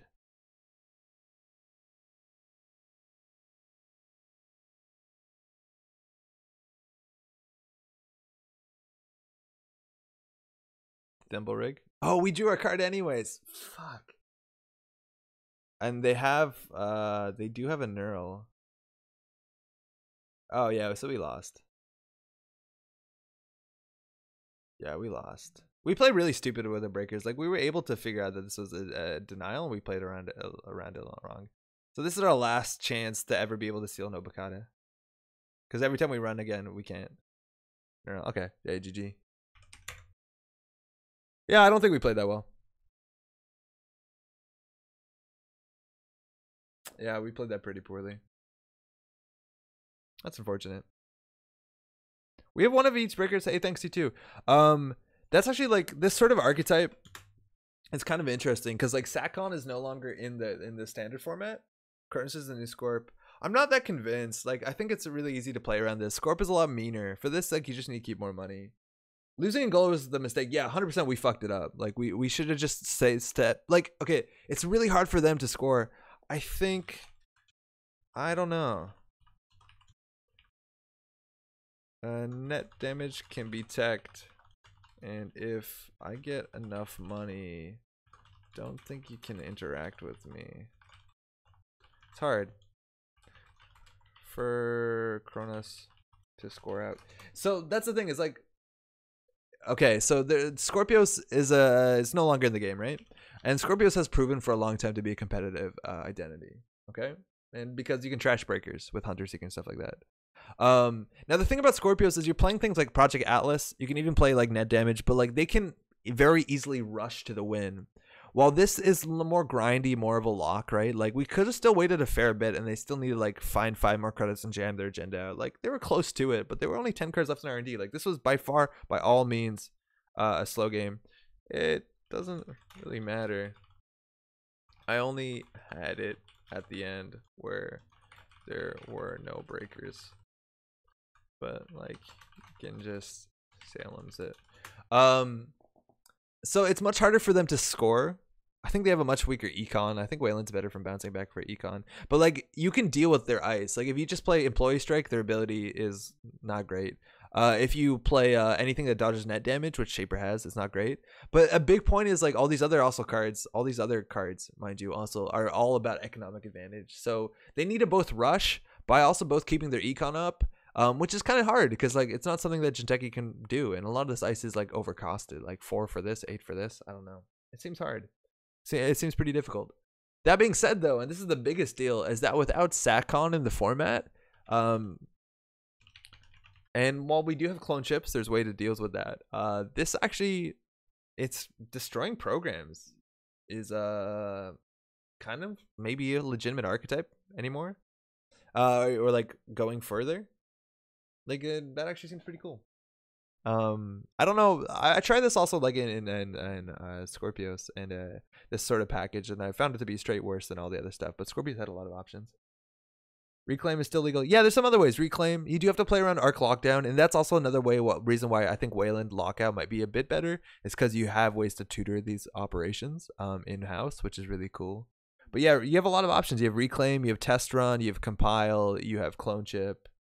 Batty is a big deal, and that's why I think like they're on Batty if they're playing this. I think just like Batty Archer is huge, because besides Dummy Box, and besides like other ways to strictly deal with Marcus Batty, which there aren't a lot, like Councilman, people don't play this. Interdiction is showing up more and more. Like just play whatever fucking deck. Like play PE, play Personal Evolution, and then Marcus Batty on an Archer, so you fire a subroutine and fire an Archer trash subroutines. Oh, that's a really cool symbol, that 19. So like 3 things get trashed, and that probably wins you the game. You're seeing a lot of the competitive lists. Also, Corroder's being played over Paperclip and Anarch, so like recursion isn't that big of a deal. But like I don't know. This is at UK Nationals. Oh, they're running Paperclip. This one's a bit harder. Oh, they're actually running 3 Counterfling. What the fuck do I know? Maybe this is that good. Holy shit, that's wild. But yeah, a lot of the decks you're seeing are not running that much recursion, so they generally do get fucked pretty good. Like this deck, we have 3 Angolos, so maybe that's different. But yeah, anyways, I think that's actually worth looking into. How much does Bankers being out hit CTM? A lot. I didn't say thanks for the game. A fair bit. So you have to figure out what to do about it. That was a big talk in my meta. We didn't see CTM at the GNK. Oh no, now they just left. Fuck me. It does. So we saw today people playing Degree Mill instead of Global Food Initiative, which I think is also interesting. I never liked Pad Tap. It hasn't worked out for me classically, so I avoided it. We played it today, and it was bad in every single matchup we played it. Yeah, so they need to figure out a way. For what it's worth, also, Zealous Judge CTM was largely untouched. This is the one that like Spags was playing at Worlds. And you can look into that. But like standard CTM needs to figure out something to do. And it's interesting. If you want to drop food and play a 5-3, a defensive or offensive one, SSL or Degree Mill, those are largely, I think, your good options.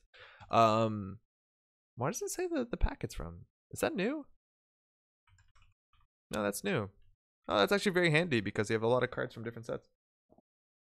Anyways, if you want to still play Commercial Bankers Group and drop food, you have 3 more influence. That's probably the most exciting thing.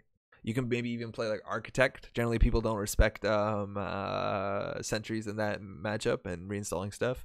I think this one wasn't touched by the change to the what's it called?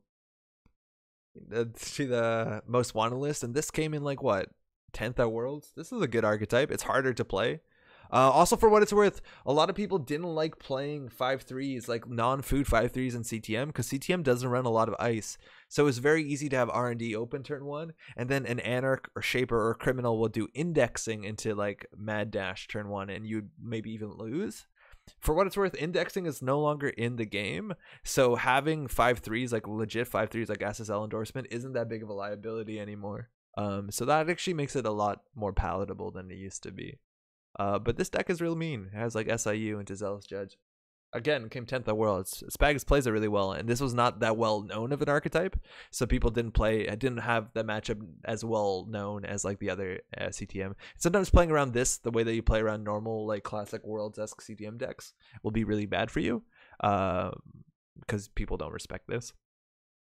So it's interesting. But CTM definitely got they have to do some work. They definitely do have to do some work. Anywho, that's largely it for me. I play food over bankers in CTM, I think. I don't think you do. I tried it last week, and like the ability to generate economy off of an asset. You can take Maryland campaigns. Okay, so Grim, from my experience, and maybe you want to watch that stream from last week. We tried Maryland campaigns.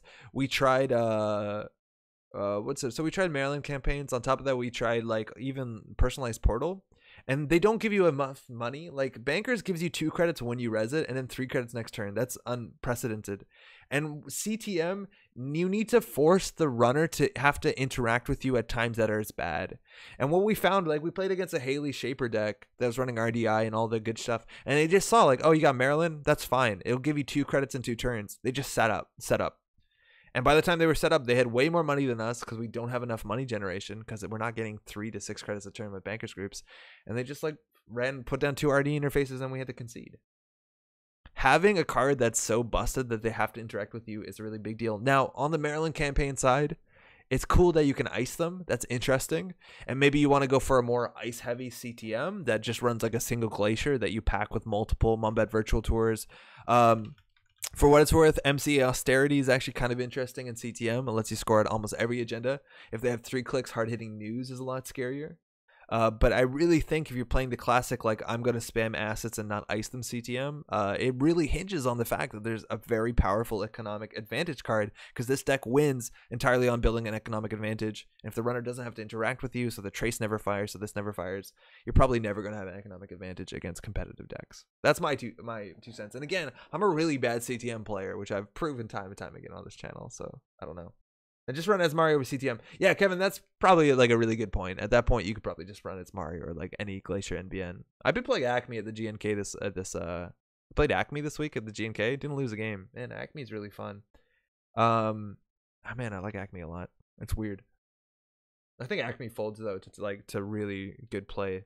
I think it can be easily countered. CTM just puts pressure on regardless. While Acme is like you have to trick them into some shit.